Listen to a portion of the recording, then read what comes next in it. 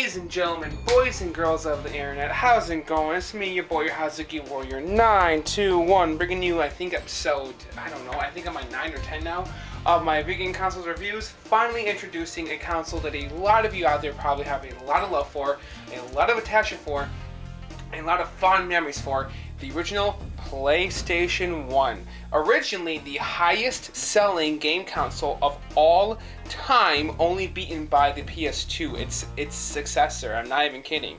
This was the original highest selling console. I think before that, I think it was the Super Nintendo possibly, but yeah, this was originally the more notable one. Like, it was really something well compared to its competition was this guy. And then the PS2 came out and it beat the PS1. Yeah, really. I'm gonna open the video talking about that.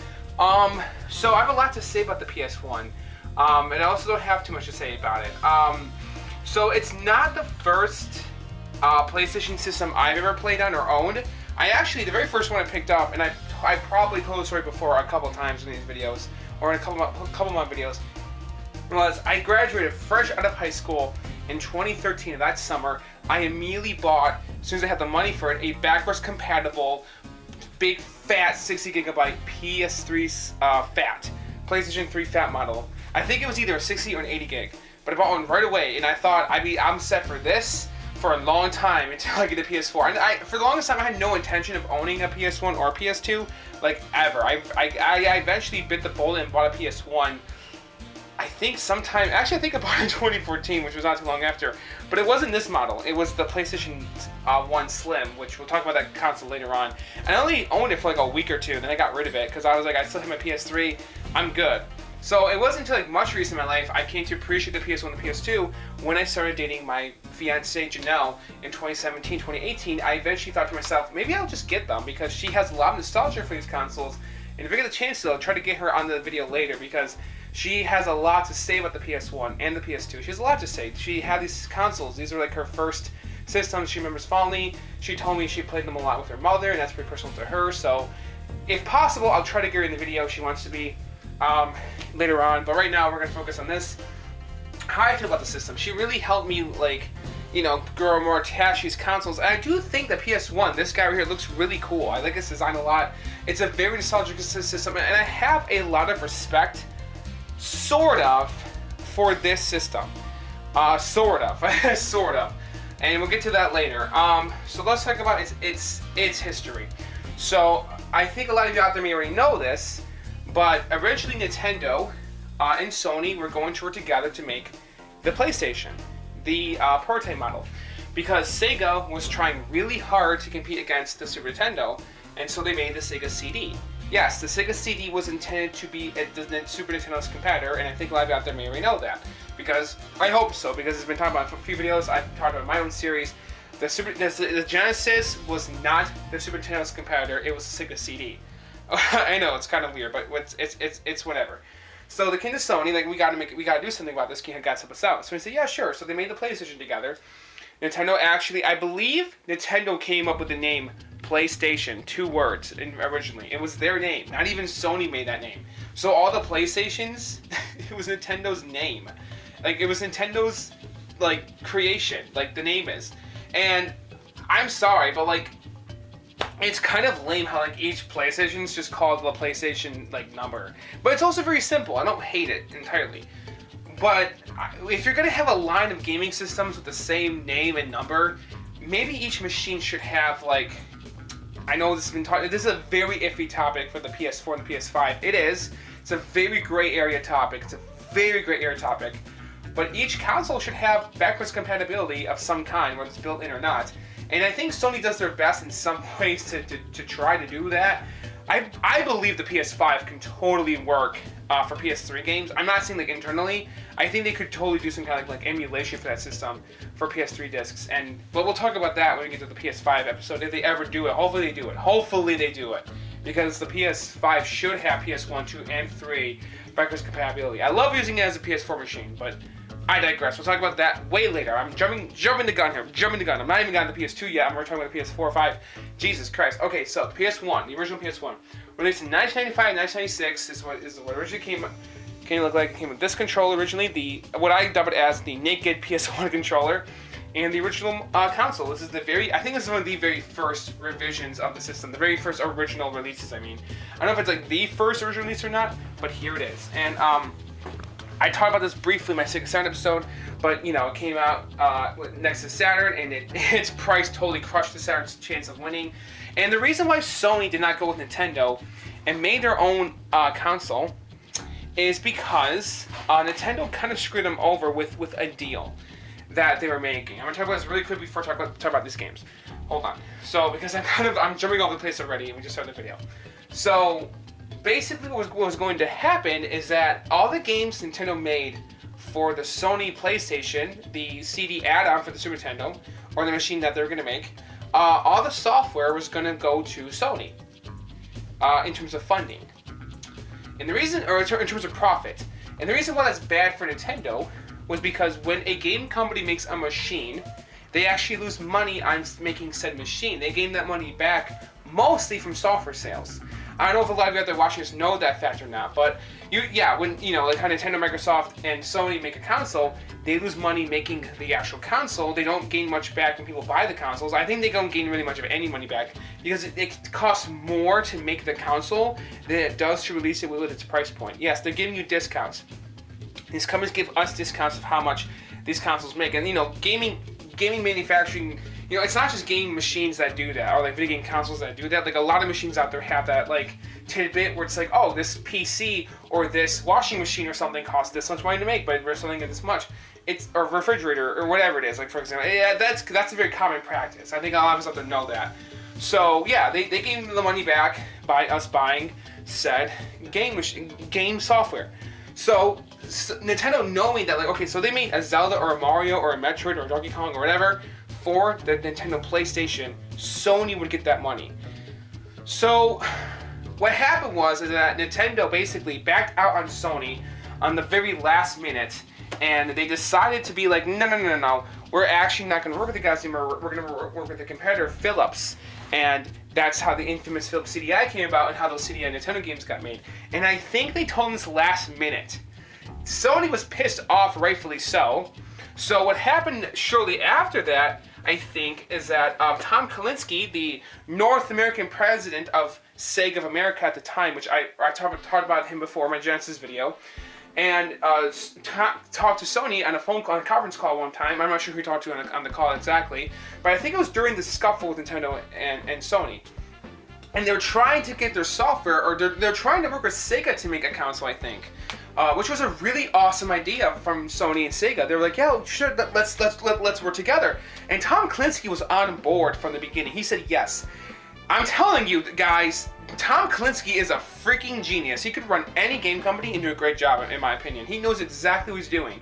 So he said yes. He said, absolutely, we will get you guys to work together, but I have to speak to Sega of Japan first. And so he did. I think the president at the time was named like Nakama, or Nakaruma or something, I forgot his name. But he said no, and he said that Sony doesn't know anything about making game consoles. And that infamous moment led to Sega's dumbass downfall and Sony's rise.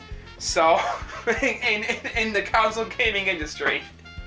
It's sad, but true. And I bet you anything Tom Kalinske was like, what a freaking idiot on that phone call. So he had to call Sony back and tell them, I'm sorry, we're not going to work with you. My boss said no, basically. And that's really shitty, because Tom Kalinske, the awesome guy he is, wanted to work with Sony. And I have a lot of respect for him on having the agreement to work with them.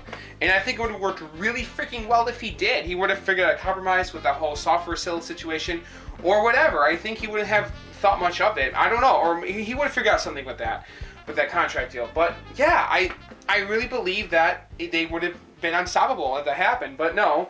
And it's not Sony's fault that Sega freaked the fuck out and rushed their consoles and made them the way they were, or marketed them the way they were, and had the price points that they were. It was mostly just the Saturn and 32X that really hurt Sega.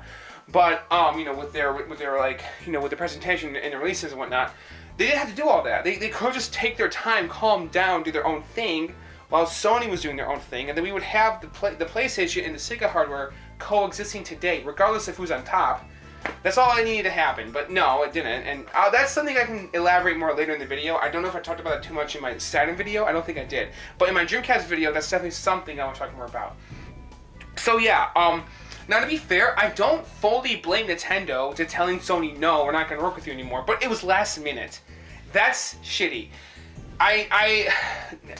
So, to be fair, Nintendo had every right to tell Sony no, because it is their software, and, you know, it is their IPs, it is their intellectual properties, like Mario and Zelda, or Link and whatnot, and Donkey Kong, and all their characters. It's their own, and F-Zero, and it's their own property. So if someone else out there is making money off their own property, and they're not, you know, having any way of getting that money, they have a right to say no. Now, fan-made projects, like games and whatnot, is a different story for a different time. I think Nintendo is handling that in a very, very kind of like overpowering and somewhat debatably immature way. I think Nintendo is being a bully when it comes to like fan-made games and fan-made projects at the end of the day, because yes, they have a right to do what they're doing to fans making games, but like, why not just have a better approach? Or not be like, hey, how about you work for Nintendo, work for a division with your project? We'd be interested, or work on this, you know, where, oh, you guys are making like Metroid 2, for example. You guys are making that. Well, how about you guys work with us on this 3DS game for Metroid 2? You know, with AMR2. But that's, again, these are other topics for another video. But yeah, I digress. You know, Nintendo is doing what they're doing, and they're being told dicks. I don't agree at all with their current Nintendo Online program with Nintendo 64 backwards compatibility for the Switch or emulation. I'm just not a fan of that. But anyways, here's the PlayStation. So after all that was said and done, Sony learned a lot, and they made the PlayStation, and they really went hardcore at Nintendo at the time. Rightfully so, because Nintendo was being a bunch of assholes to them. But Sony, you know, I don't think Sony was fully aware of the contract. Maybe they were, but they were probably thinking, well, like, what's the problem? Or maybe they could have worked something out so, like, both Sony and Nintendo could have, like, had, like, a profit in you know, in, like, Nintendo IPs. I know Nintendo would be probably mad about that and not be a fan of that, but they probably thought that and said, no way, that knowing Nintendo, that sounds very Nintendo-like. They probably did, but whatever. It's whatever now. So, yeah, I love Nintendo, but sometimes they make some dumb choices. And I also don't entirely have big respect for Sony during this time, because they became number one, they got really fucking arrogant, and they had a real big head. And we'll talk about that more in the PS2 and PS3 videos, but yeah, they became like complete douches because of the PS1 PS2's success. And now Nintendo is in that same pathway today. They're being complete fucking dicks with the Switch's success right now. And it makes you feel like, do these companies learn anything? like, you know, as soon as like a game company becomes number one in terms of sales and money, and they're like billionaires, they kind of lose all common sense, and they kind of try to take control of everything in the industry that they want to. Like, you know, like the Switch and everything, like, you know, how they're treating like us, the consumers, and pricing things at a high price and shit. It's kind of ridiculous. It's like, Nintendo, you guys need to stop this, because it's kind of extreme and damaging financially to some people. Like, you need to stop. Seriously. But we'll talk about that later in the Switch episode maybe. But so anyways, here are, well, even so, like, Sony was never like these. That's one positive thing about Sony and PlayStation, is that they've always been affordable. They knew what they were doing with pricing, it was just super good and awesome. That's one reason how they became number one. And another reason how they became number one is because their competitors, Nintendo and Sega, infamously, famously at the time, they were making pretty dumb choices. Like with the Saturn, you know, what Sega was doing with the Saturn, we went into that North America, was ridiculous. Nintendo with the Nintendo 64, or the Ultra 64, Nintendo 64, which we'll talk about this more in the N64 video, they released the machine, with cartridges still, not with CD-ROM discs, and that really, with developers, third-party and second-party developers that worked with Nintendo, was like, we want to move over to Sony and Sega and see what they're doing. Peace out, Nintendo. You guys do your own thing with cartridges. We don't really deal with that. We'll work with Sony. And one of the most famous examples of that is Squaresoft or Square Enix. They decided to work with Sony instead of Nintendo, and ever since then, they've mostly worked with Sony. It hasn't been just as of recent with the Switch that they finally put some of the games on a Nintendo platform again. Right, so it's crazy to think of that, right? Like, it kind of is. I think did they put any games on the Wii? Square? I don't think they did. No, I think those RPGs are Nintendo RPGs, actually. Like The Last Story and Xenoblade Chronicles are not Sony games. But interesting fact, Xenogears or the Xeno series did start on this console. And I love that game, Xenogears. I've only played it on PS3 though. I don't have it physically yet. I have it via backwards compatibility digitally. But that game is really, really cool. So, oh yeah, that's another thing we're gonna have to talk about in the PS3 video. So, but anyways, yeah, here's all the cool things it comes with. The original release, the console, the controller, basic AV cables, because the back of the console has that, which I'll show you that later. The original release does, and the controller and the power cable. Console, controller, serial AV cables, AC power cords, printed materials, sound televisions, memory card, and RFU adapter, which is sold separately. Recommended for ages 6 and older. Oh yeah, that's true. I'm sorry, that's something to laugh at. But yeah, I am way past that age, about a good 20 years or so. There's well, I mean, come on, fucking Metal Gear Solid, for example. There's a lot of mature games on here, like that 6-year-olds you probably shouldn't be playing, but that's whatever. So here we go. The PS1, we have Ridge Racer, a series that I know a lot of people love. I haven't played much of yet. Ballerina Toshinden, never heard of that before. Oh, it tells you the specs. Double speed seat. Oh my god, that makes the 32X look like poo-poo, which it should. I will zoom into this so you guys can read it, because I do not want to read all that. That is pretty cool though. Look at these exciting PlayStation features. I'm reading the one on the right. If you want to pause and read it for yourself, go ahead. 16.8 million simultaneous colors. Wow. Cool, that's great. CD series colors. Yeah. Oh yeah, I forgot about that. It plays CDs. And I mentioned this in my second video, but I think this machine also plays videos, which is pretty cool. But that's only really a Japan feature, than it was North American. Realistic 3D graphics in real time, high quality serious sound, fastest running gameplay. Yeah, pretty cool. Exit reality, PlayStation will suck you in. That's really cool. Like Sony, like I said, Sony was really smart. I'm sorry. Oh dear. Sony was really smart during this generation. They got lucky, but they also knew what the fuck they were doing. They did. I was watching. I don't know if you guys heard of it, but he's like, he kind of makes the same company as I do. I wouldn't consider him a competitor on YouTube because he does way before I did this. But Adam Koralik, because he's more of an inspiration. Adam Koralik's, his own video game console series or generation series. He was saying in his PlayStation episode that Sony got really lucky during this generation. That's true, they did, because Sega and Nintendo were kind of dumb. But not only was Sony lucky, they knew what they were doing. They were smart. They marketed this thing at $300. Eventually, a couple years later, they dropped the price. They made a very simple, compact controller. It's not the best controller in the gaming industry, but it's a very simple, designed, simple to use controller. And I've gotten more used to it over the years. The PS1, 2, 3 controller. I hated that controller when I first got PS3. I was not a fan of its design, but for exclusives, and this is true today, all 3 PlayStation consoles, 1 through 3. For PlayStation exclusives, the controller is perfectly fine. And the same thing can be pretty much said about the Dreamcast. But for third-party Dreamcast games, for third-party, second-party games in the Dreamcast or PS1, PS2, PS3, sometimes the controller is fine. It's not like it's like a big issue. But I'm not a big fan of it. But now I really am. I actually kind of love the original PS1 controller more than the DualShock one. I just have more attachment and nostalgia. When I finally got one of these controllers, it just felt so charming. It's like this thing is just so beginning, and I kind of love it. I don't know, for the history of PlayStation, I don't know, but it's kind of neat in my opinion. I actually kind of think I think I played any of these games. Boxing for PlayStation, Shockwave, Descent, Wipeout, Tekken. People love Tekken, but I'm more of a Virtua Fighter guy than Tekken. But Tekken's good. My friends really love Tekken. The original Chosen Metal, that's an awesome game. I know that, but Ace Combat, Mortal Kombat 3. Yikes, I have not played any of these. I don't even own any of these games. I own a lot of PS1 games, but none of these, I don't own a single one of them. I'm sorry to say it, I don't. I might consider it, just maybe. I know they originally came in those long box cases, like the Saturn Sega CD did. But, yeah, no, I'm not buying any of those. I'm sorry, I'm not a fan of that. And then here we have the accessories inside. I keep forgetting there's a mouse for the PS1 for whatever reason. Can the console go online? I don't know. Can it? Because I know the Saturn can. I rewatched Adam's video and I was right. The Saturn does have online gameplay. So yeah, you can play games online on the Sega Saturn 1995 or 6. That's nuts. But the PS1, I don't know if you can go online. It has a mouse for an adapter. It might, but there's no keyboard.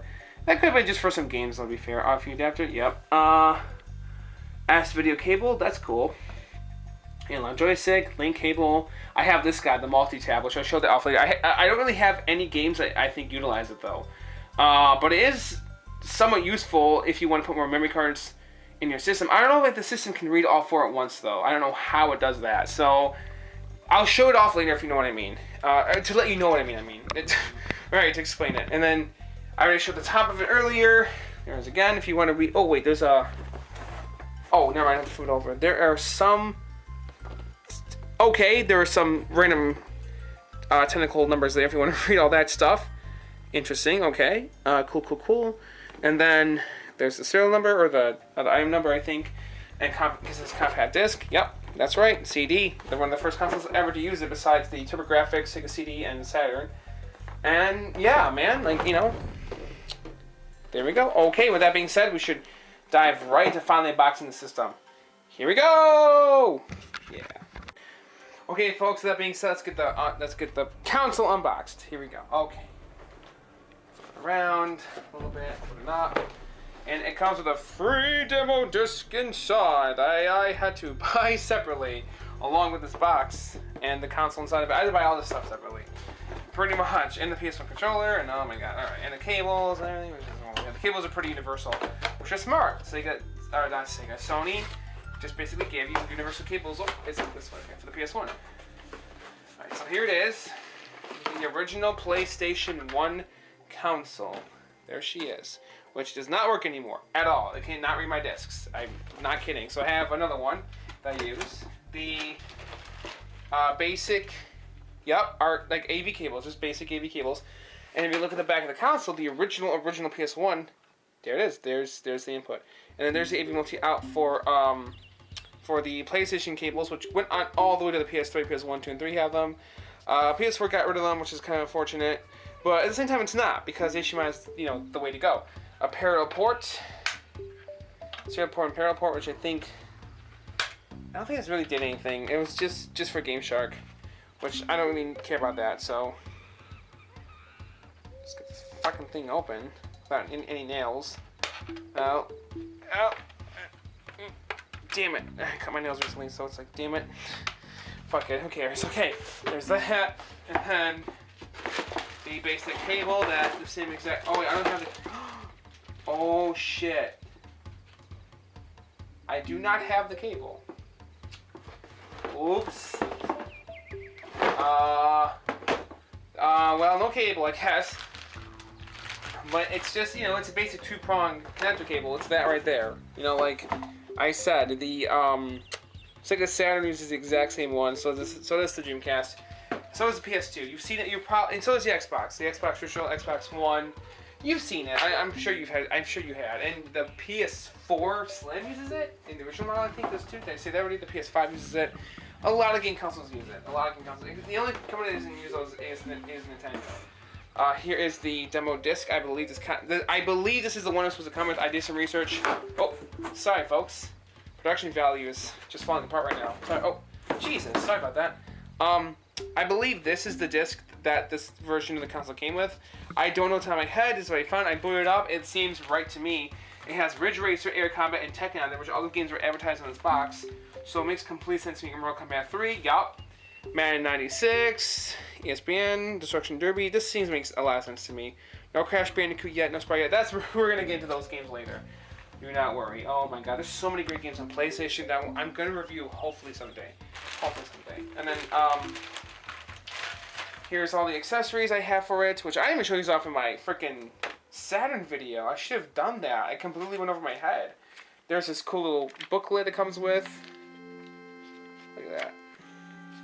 I have a lot of paperwork. Oh, geez, what was that? For this thing. I don't know. Yeah, that looks cool, though, whatever that was. What the heck was that? I just opened it up and saw this big thing in the... Oh, Final Fantasy VII. Regarded to be one of the best RPGs ever made, which we'll talk about this game later for sure. Parappa the Rapper! What? Games I'm going to talk about in this episode. Don't be... Oh, man, no, you can't see it. No, it's spoilers for the future. Crash Bandicoot 2, yep. Other games, that's dope. So wait a minute, why is this in here? These are games, or maybe these are games that are like set to be released in the future. And memory cards. Yeah, that's another thing Sony did right. They had a massive library of really cool games. But there's one problem with the PS1 versus Nintendo and Sega. There's no dedicated mascot to this console. There was going to be one character. I think his name was like Negativity or like Nightmare or whatever his name was. He's this purple spiky head guy. Yeah, he was going to be the mascot for PlayStation, but really it should have been Crash. I think we all know that. Should have been either Crash or Spyro or Parappa. They would have been a great fit. And of course, one of those characters is in PlayStation All-Stars Battle Royale. It's whatever. I have this game, Jurassic Park. Yep.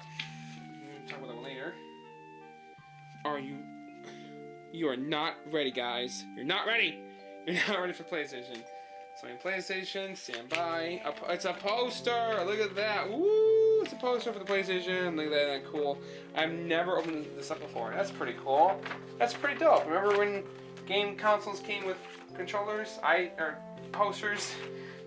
I don't, because mine never did. But that's cool.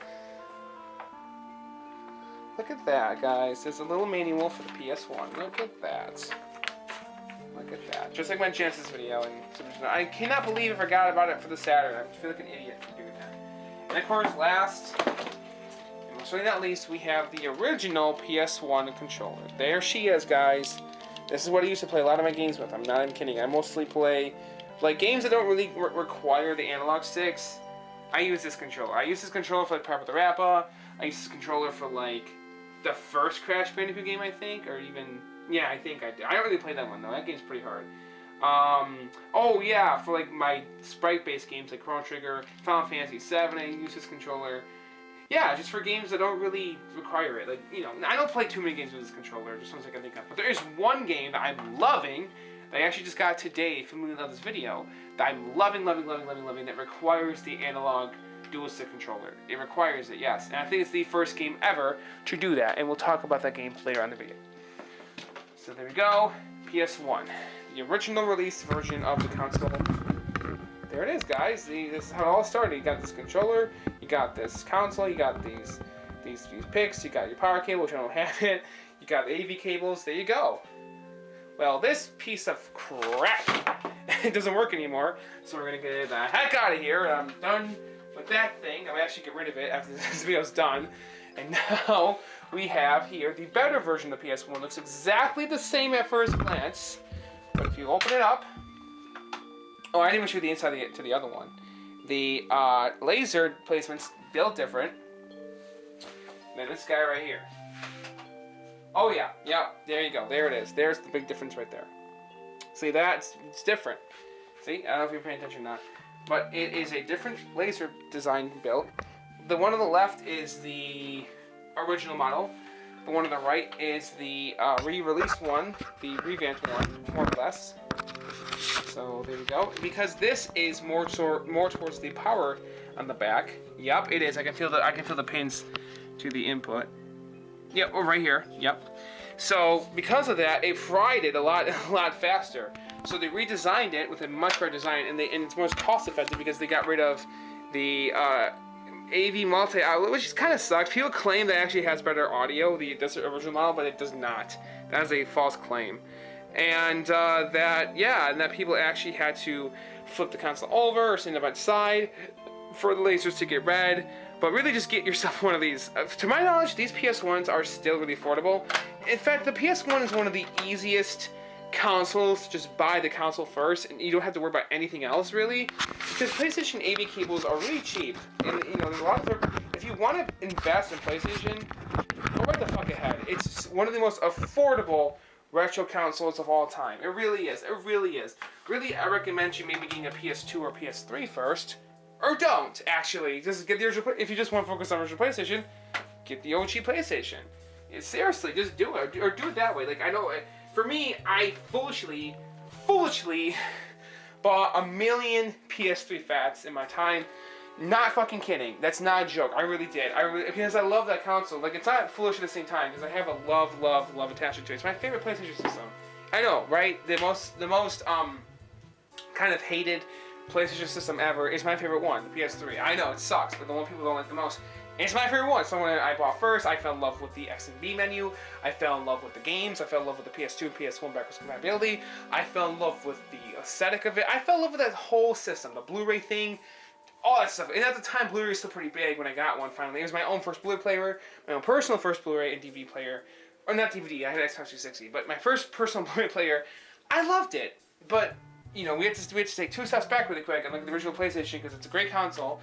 But this console is like a $20 console, or $30 or so. I don't know. Top of my head, if I went on eBay right now, I'll find out. But I know there's like a million of these. There's like 25 million of these. But ironically enough, the PS2 is kind of expensive.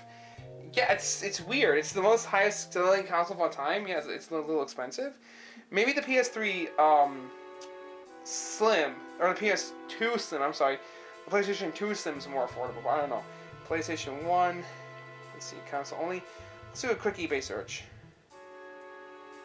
Console only. So they're about $40, which isn't too bad nowadays, for buy now options. Oh, there's a PS1 Slim. There you go. Some of them about. Oh, well, that's kind of broken. This one, what?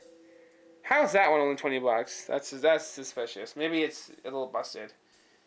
Or it's not been tested. It's one or the other. It just says PlayStation 1 console only. I don't know, but that was fun. See, so yeah, take it with a grain of salt.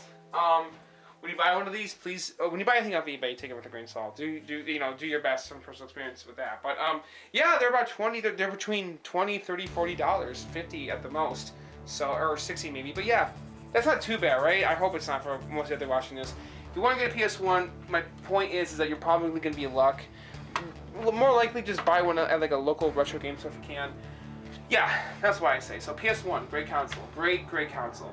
Now we're gonna get rid of this piece of crap because I'm sorry, I'm not a fan of this original. I do like it a lot actually. That's not fully true, but this thing died on me like almost. I only bought this thing I think last year. And I bought a laser replacement kit for it. Nothing. It still will not read games. So, you're better off buying the revamped version or a PS1 Slim, which I'll show off in a little bit. The PS1 Slim. What the hell is the PS1 Slim? For those of you out there who may not know, my friends and folks and whatnot, allow me to show you what a PS1 Slim is. So, because I had no idea there's a PS1 Slim. I think until I saw one in person. But before we get to the PS1 Slim, I'm going to tell you about the second release controller, the analog DualShock controller. I believe Sony was the first company ever printing. I think they were the first. Don't quote me on this. I don't know who did it first. It was either them or Nintendo that basically gave you rumble support in your controller. I think this predates the Nintendo 64's Rumble Pack, but I could be wrong. I don't know, so don't jump on me if I got that wrong. I remember hearing something about that in a video somewhere, that one of the two outdates the other. I cannot remember which one it is at the top of my head. But yeah, holding this controller brings back so many good memories right now with the PS3, PS2, PS1. Mostly recent memories, but good memories nonetheless, with games like Camera Damacy, Prep the Rappa, Ape Escape. We'll talk about the game later. Metal Gear Solid, that is my jam. Crash Bandicoot 3 and 2. Yeah, Spyro. My god, I love that game to death. Spyro 1. I'm trying to beat it before I play Spyro 2, but yeah, Spyro 1's great. Yup, the PlayStation 1. What a great, awesome console this is. It has so many great games on it. And we'll obviously get to those games. They're very iconic. They're very big games. They're very important games in the gaming industry. You know, the PlayStation 1 is the home to a lot. I mean like a giant library of games that really helped like revolutionize gaming today, which is kind of sad because Sega went in their own direction. They made a lot of great games too that didn't really do anything for the future of the gaming industry. Kind of sad. Like I said, I would prefer it if we lived in the world. I wouldn't care less if Sony was number one in sales. For a while I might have, but it wouldn't have mattered if Sega was still making consoles today. Wouldn't have mattered as much. Now, I'm not trying to say I'm full against Sega being a third-party company today. I think it's fine. But, you know, it is what it is. But we'll talk about that in the Dreamcast episode. Oh, fuck. I almost forgot. Something very important to the PlayStation 1. Our memory cards. These guys right here. I got them on the backwards. I labeled them, yes, 1 and 2. The PS1 was one of the first consoles. I think the first one. Oh, besides the Saturn, obviously, but they have proprietary memory cards just put in front of the console. On the Saturn, you put it on the back, you know, like that. If you guys, can you imagine if the PS1 you go like boop boop with the memory cards? That'd be weird. But yeah, no, the first console to ever just have like a simple design like that. Again, this console design is kind of like a symbolic like representation of the PlayStation brand. It's very simplistic. It's very simple. The only complicated looking machine with like the most complicated stuff going on was the original PS3, obviously. But the PS4, PS5 somewhat very similar, very simple looking consoles. PS1, PS2, very simple looking, blocky, bricky machine looking consoles. They're just very simple to use, and I love it. But I think the PS1 has my most favorite design out of all of them, besides the PS3. I like the PS2's design a lot. I think it looks cool, but it's not very unique. It doesn't stand out compared to like what Sega does, or like what Nintendo does for their game designs, console designs, in some ways. But I think the PS1 stands out in its own unique ways. It's got, you know, the colorful logo right there at the front. It's got the colorful power reset buttons. I like this line right here. These dots right here. You know, by the button.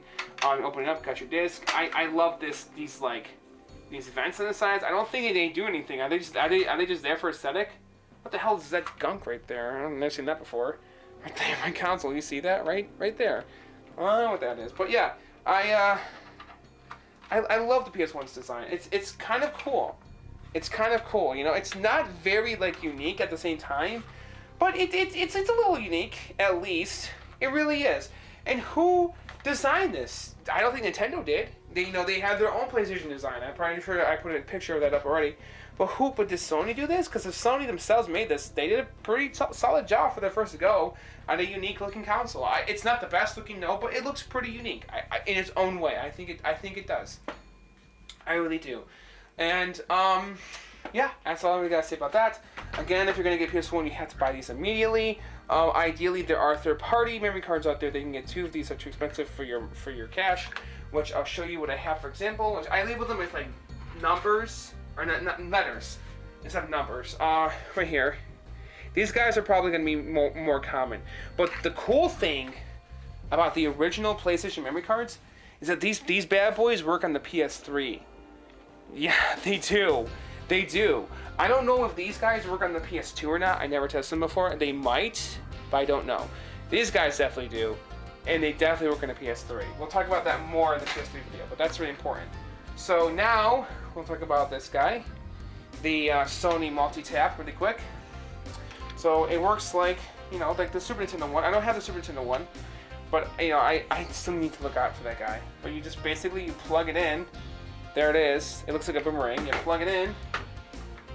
And then there you go. You can plug up to 4 controllers and 2 memory cards. Now, like I said, I don't know if you can actually use... Oh, maybe that's where I got the idea to like label them as letters. I think so. I don't know if you can actually use these guys, all 4 of these slots at once. But yeah, it's pretty cool that they have that. And can you have up to 5 players when you have this thing plugged in? I don't know. I don't have any games that like really use it. I don't know a lot about it. I just own one, just for the sake of owning one to play a game. I think Crash Bash is a game that actually uses this. I do own that game. So I don't know though. I haven't really got to use it before. I don't really have, I don't really have any friends that know much about it. I don't really have anybody that really thinks about it. That's like, oh, you have that? We should use it. So if any of my buddies out there are watching this, possibly, if I forget to mention it to them in person, let me know if you know about this thing, because I have no idea. I don't know. I don't know. It's pretty cool. But yeah. Okay. So now I will finally be talking about my last quote-unquote accessory in the video, the revised PlayStation 1, the final release of the system, the final look for it, the Ps1 Slim, which I believe this came out in the year 2000, right when the PS2 came out. Now here's another little fact about the PS1 that a lot of people out there may not know. The PlayStation 1 console original was supported all the way up to the year 2005 or 6. which is right before the PS3 came out. And this guy came out in 1995 or 6. So 10 solid years. It's very good. The NES was supported for 10 years in North America. The Sega Master System is still being supported today, which is like, that's awesome. And over in Brazil, it is. That's great. But the PS2 was, I think, the longest running supported console here in North America until the year 2013 or 12, right when the PS4 came out. Right? So yeah, they did the same thing with the PS1 there. So, you know, in the PS2. I don't know when the PS3 support got dropped. I'm not sure. But it wasn't that long ago. I know that. So, yeah. Anyways, here is the PS1. And now, what the hell is this? Right here on top of it. Is this thing part of the console? What's this funky looking thing up here? And let's look at the bottom of it. It has these cool little feet. Because this dude, believe it or not, was designed with portability in mind. It is a portable CD player. And it's also a...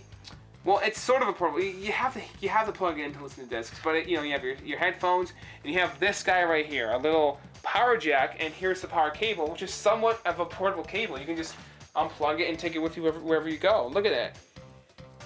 I mean, that's, you know, it looks like a camera charger cable basically. But let me show you. You have to have it plugged in. That's the only downfall. It does not have any batteries, and I wish it did, because that'd be sweet. But like, it's basically a portable PS1. I'm not even kidding. It basically is. But it doesn't have, this TV is a separate item. You have to own one of these for it to work. You know, you can't just like, you know, yeah, you have to screw it in with these like corners here. I don't have a plug available to turn it on. Oh man, I wish I did. Maybe later in the video I will do it, because that'd be kind of cool. You know, this is a really nice looking screen, by the way. This LCD screen, it's really, really cool. But yeah, you can basically just play PlayStation games on the go with this guy.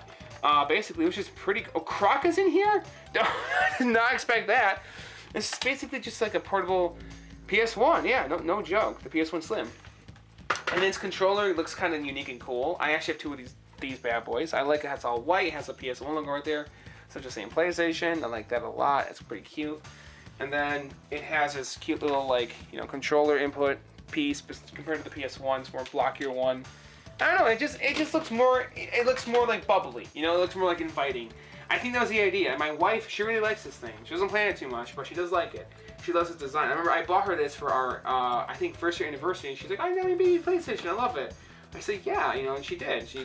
I'm glad she did, but yeah, or my fiance, but yeah, good stuff, So, yeah, the Ps1 Slim is a, yeah, it's a really nice version of the PlayStation. And then here we have the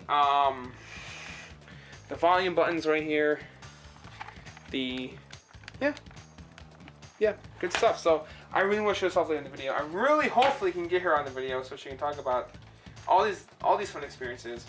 And then we will move on to the games now. So hopefully we have her for that part. So, you know, moving on to finally talking about the PlayStation games, the ones that I love, the ones that she loves. There's one series of games that she is a big fan of, that she has a lot of nostalgia for, that I don't have that experience with, so I'm hoping I can get on for that. So, with that being said, guys, let's move on to the ending of this video with all the games and stuff. So, here we go. Okay, folks, let's get talking about the PlayStation 1 games. The ones I own, the ones I love, the ones I've experienced. And I decided to get the console set up nicely here as a background. I'll talk about the games because both controls are going to be relevant to said games. And let's just do a quick side shot to all the games we're going to be talking about. I'll tell you right now, this is 90 to 95% of all my PS1 games. I mean, that's out a few of them. So we're going to be here for a little bit, guys. So with that being said, let's start off with, first and foremost, some games that may not be too, like, right home-ish about, but they're still pretty good. So where should I start? I'm going to do this kind of out of order. Well, let's just something kind of iconic and underrated and somewhat forgettable, and I'm sorry, but like it really is, and I really wish it wasn't. It shouldn't be. This is kind of a weird one to start with, but we're going to do it anyways. We're going to talk about our boy with the invisible limbs, Rayman 1 and 2. Yes, Rayman. He didn't start off on PlayStation Mini, but he kind of did too. He started off on PlayStation Saturn and Game Boy, and that's actually how I found out about Rayman, One of my brother's childhood friends, who I think he's still friends with today, played this game on their Game Boy. I remember the first time I ever saw Rayman was on my brother's friend's Game Boy. We were in the car, I saw the character, I was like, that guy looks kind of cool. Ever since then, I've known who he was, same kind of way how I discovered Crash Bandicoot. I actually just saw him on the Game Boy Advance for the first time. So, Rayman, here he is. Rayman, Rayman 2, The Great Escape. I was at Rayman 3 for the PS2, and I have Rayman Legends and Origins. I think I have both for the PS3. I think I should just have Legends. Like, I get Origins still. But Rayman is awesome. He deserves to be in Smash Brothers. I'm going to be the last person to probably say that, or for a while. But he really does, though. You know, he's a great character. I love this game. I have issues with the first one. Obviously, you have to 100% to finish it, which is a bummer. But it's a really cool game, and it had a really great start and a really unique concept. Rayman's awesome. If you've never heard of Rayman before, do yourself a favor, do some research. And if you by any chance own a PlayStation 3, a PlayStation 3 in general, I believe these games are on the PS3 store. That's the great thing about the PS1, PS2, is that if you own just the PS3 and you don't want to get everybody to buy these games, you can buy them on the PS3 market. You don't have to have a backwards compatible one either. You can just get a PS3, any model, any system, go on the PlayStation store and buy some PS1, PS2 games. However, if you buy PS2 games, the save data is not compatible with actual PS2 like memory card save data. So if that doesn't bother you, then go ahead and go nuts. You know, go ahead and get PS3, buy PS1, PS2 games off the store, or you can soft mod it and put games on there. I think you can, so there's that too. But yeah, Rayman. So that's something I'm going to personally look into. Sorry, Sony, but you guys aren't supporting the thing anymore, so why not? So there's Rayman 1 and Rayman 2. All right, good stuff. Oh, okay. Next one is a really... Oh, God, what should I talk about next? I'm trying to think. Let's see. Okay, I'm going to go from, like, underrated to, like... Wait, why the hell did I grab this game? This game's not going to be relevant. I'm sorry. I'm going to go from, like... I'm just going to kind of do it random. So this next one is kind of a really, like... unique and memorable one to allow PlayStation owners. It's not really like a game defining or console defining game to the system. It was supported on a lot of different machines, not just the PS1. There's actually a Genesis and Sega CD version, I think, of this game, where it's like a remake of them. I don't know, but that game is based off a Marvel superhero. So we're finally getting into games like that. I don't know. Actually, I think I talked about one of them on Sega CD. We have Spider-Man, the first one for PlayStation. This game is not that great. It doesn't hold up that well at all, but it does have a really cool beginning. And it does a lot of cool things for the character of Spider-Man in the Spider-Man universe, Marvel universe, and everything. It is really cool. But this is something that really makes me laugh. And it kind of makes me pissed off that this quote's in here. That is very big lie. No, it's not. Especially now. It's very... Maybe at the time... But at the time, I don't know how people play this game. I think the Nintendo 64 version might be better. One of my friends had it growing up. I don't know. I know the Dreamcast version looks phenomenal. I'm going to play that when I can. But, yeah, Spider-Man. I don't own the Dreamcast version physically, but I do have it digitally on a card. So that's kind of random. We're just going to throw in Spider-Man. Yeah, Spider-Man was on the PS1. Cool stuff. There's a PS1 Spider-Man game. Great. Guess you didn't know. It does have a lot of charm and character. One funny thing about this game is that if you try to enter in like a naughty word, like a swear word or like a cuss word, as your name, Spider-Man comes down from the screen and punches the name. I'm not kidding. It's really funny. I don't know if this version of the game does it or not, but that's a very true statement. He comes out and he punches the name. He's just like, how dare you do that? It's really goofy. I love it. Okay, this next one is really cool and mysterious and unique and kind of dark and it's kind of an iconic series on the PlayStation. It doesn't get talked about as much as it probably should, and my fiance and I really love this series. So you know what, I'm gonna wait to talk about this until later. Actually, no, maybe not. Actually, I might talk about this a bit from my own experience now and how I know about these games. The Oddworld series, Abe's Odyssey and Abe's Exodus. It started on the PlayStation 1. These games have recently been remade, redesigned, remastered for the PS4 and the PS5, PS3, PS Vita, and there's a new one coming out for the PS5. So again, like, it's not too unforgotten. People know Oddworld, and the biggest fucking Oddworld fan in the planet, pretty much, at least I think he might be, helped me discover these games. Full props go to Cad Icarus. I gave a lot of credit to Johnny Millennium, the Happy Console Gamer, and Adam Koralik But this video, I gotta talk about Catagris. He's like a very big PlayStation YouTuber, probably the biggest PlayStation YouTuber, and thanks to him, I've learned a lot about a lot of these different games. Some of these games I discovered on my own, some of these games I did discover through Adam, and, well, mostly Johnny. Johnny has made a lot of videos about PlayStation 1, like RPGs and unique titles, but, really, Catagris opened my eyes and brain to like a lot of these really cool games on PS1 I never knew existed. And granted, some of these games are like like PC ports of games and stuff. Like I have Myst and Broken Sword. We're gonna talk about those games way later, or soon in a minute.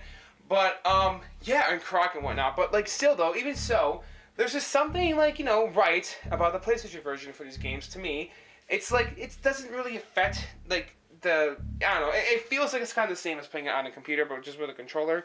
That's not fully a bad thing, though. But for these games, though, these games were made for the PlayStation, and they're really, really cool. I've only played Oddworld still. I'm still in the middle of this game. But I really love this series. I really, really do. And I cannot wait to finish this and move on to Ape Exodus. Oh my god, Oddworld is so fucking cool. I love this franchise so much. Props again to Catagris for talking about Oddworld. Oddworld's great. Alright, I'm going to have the camera kind of angled right there. Okay, moving on to a very big, iconic character for the PS1. Not the biggest one, but a very important, fun character. And this game is really, really cool and fun. And I kind of want to wait till later to talk about this game, but I'm going to talk about it now. So, with that being said, this game is one of the first games ever made to have, like, music. It's like a music button prop game, and I think you all know where this is going. It's a very iconic dog character. You gotta do what? I gotta believe! Parappa the Rapper. I love this game.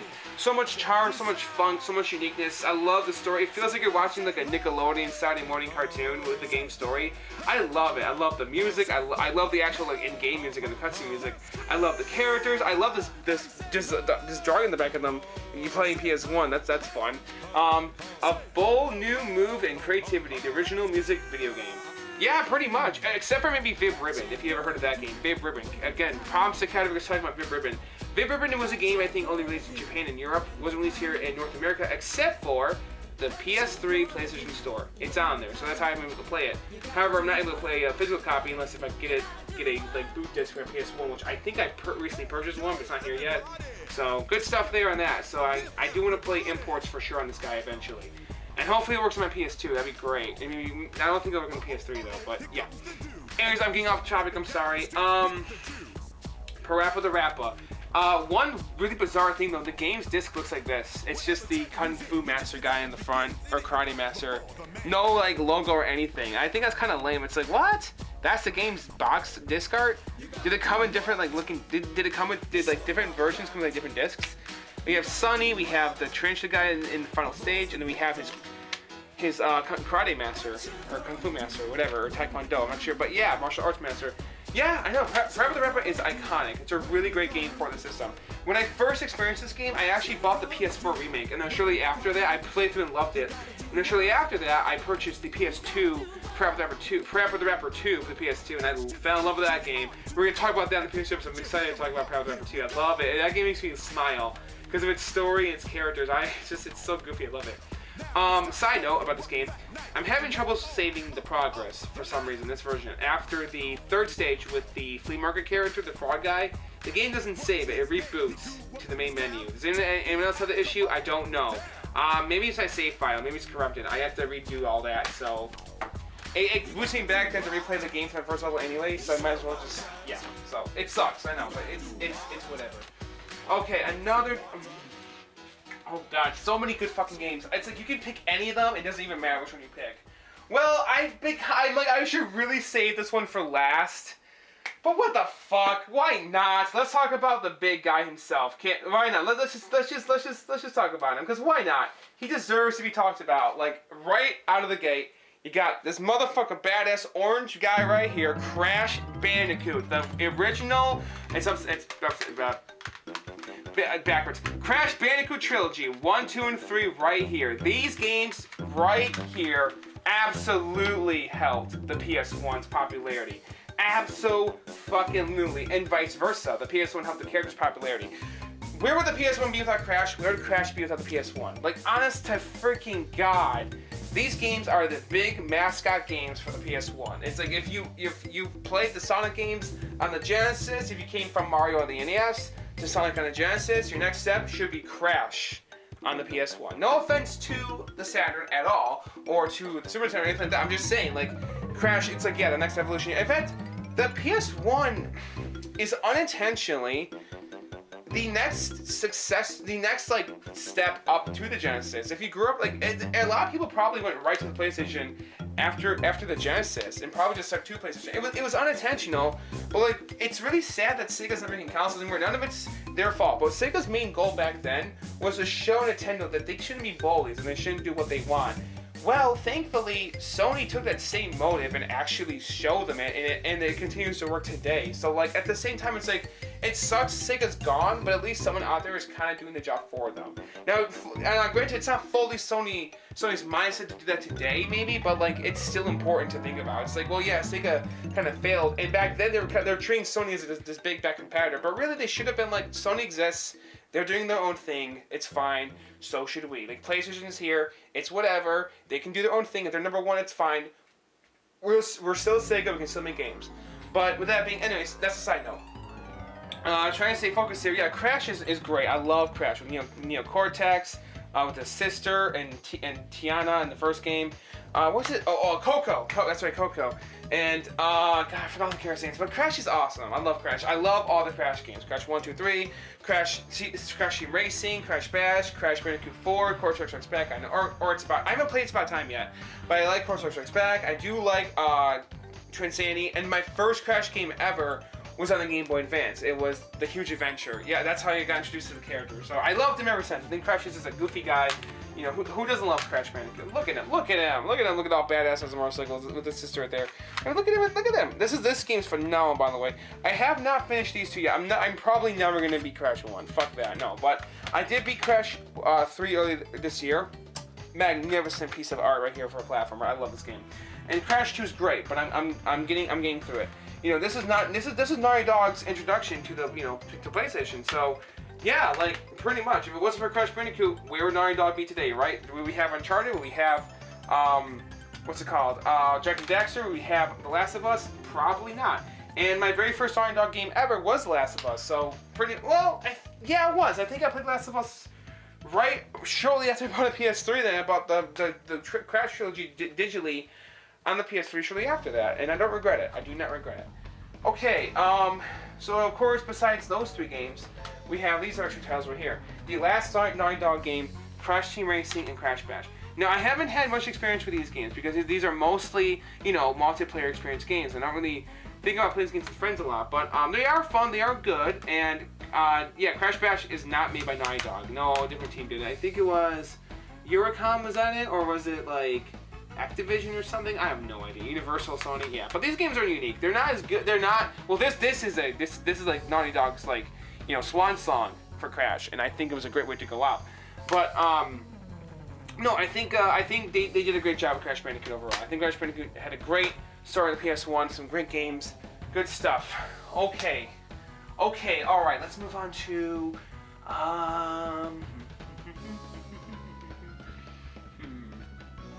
oh man, what should I talk about next?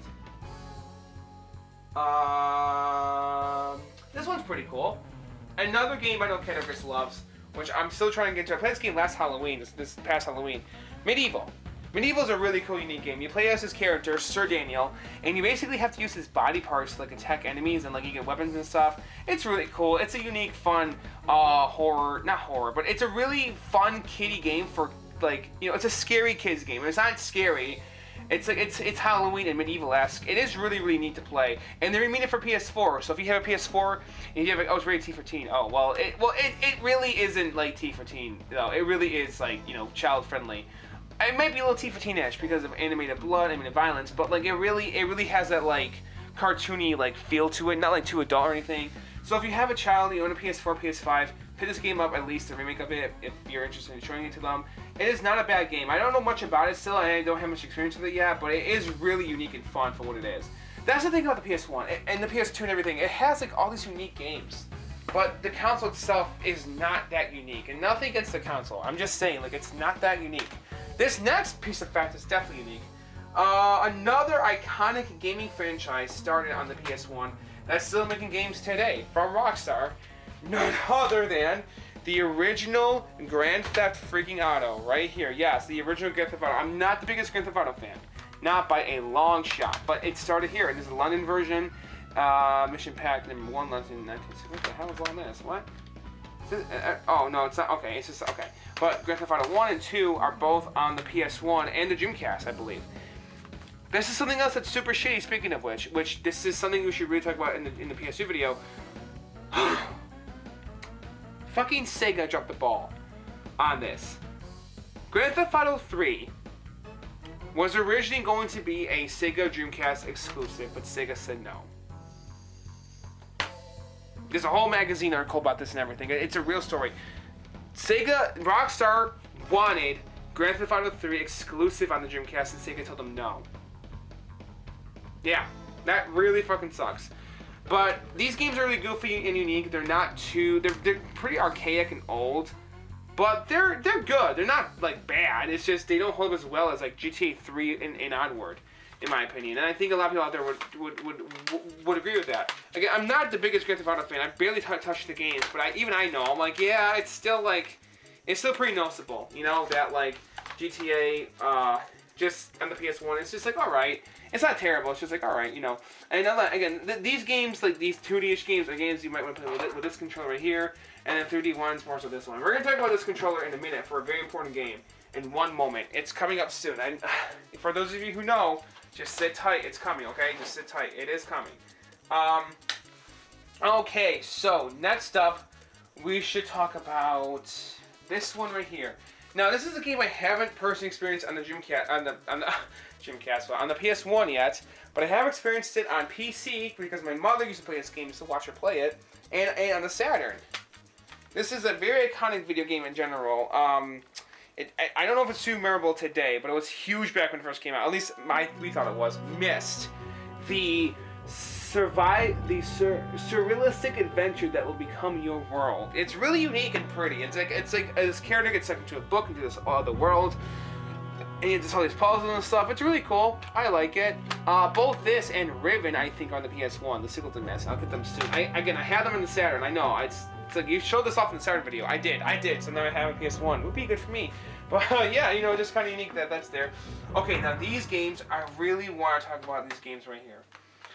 These are two really unique adventure games that I think, you know, kick Myst over here out of the wall. It's like, get out of here, Myst. Move over for Broken Sword 1 and 2. The Shadow of the Templars and the Smoking Mirror. These games are really freaking cool. They're kind of like 2D hand-drawn animated Uncharted before Uncharted was even a concept.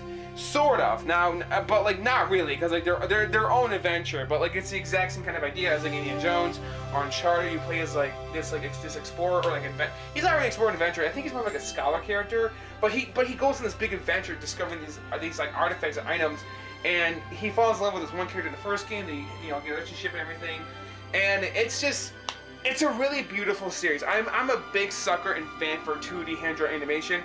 I love seeing games with 2D hand-drawn animation, like, you know, Don Bluth's Space Ace and Dragon's Age, which I do not have. I think are they on the PS1? I don't know, but I don't have Space Ace anymore. I just have it for Sega CD. But yeah, like these games are an exception to that. Like the whole game is 2D hand-drawn. It's point and click, but it's also 2D hand-drawn animation. I love the look for it. And South America looks so gorgeous in Broken Sword 2. I freaking love it. Oh my god. These games are really, really cool. I haven't played too much of them yet, but I have played a bit of them. And I do love them. I really, really love these games. Okay. So, okay, there's that. Now I want to talk about...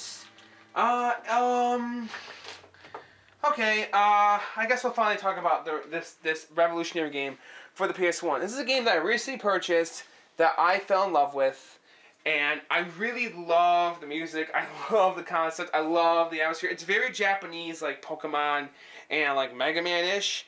It's like aesthetic kind of like.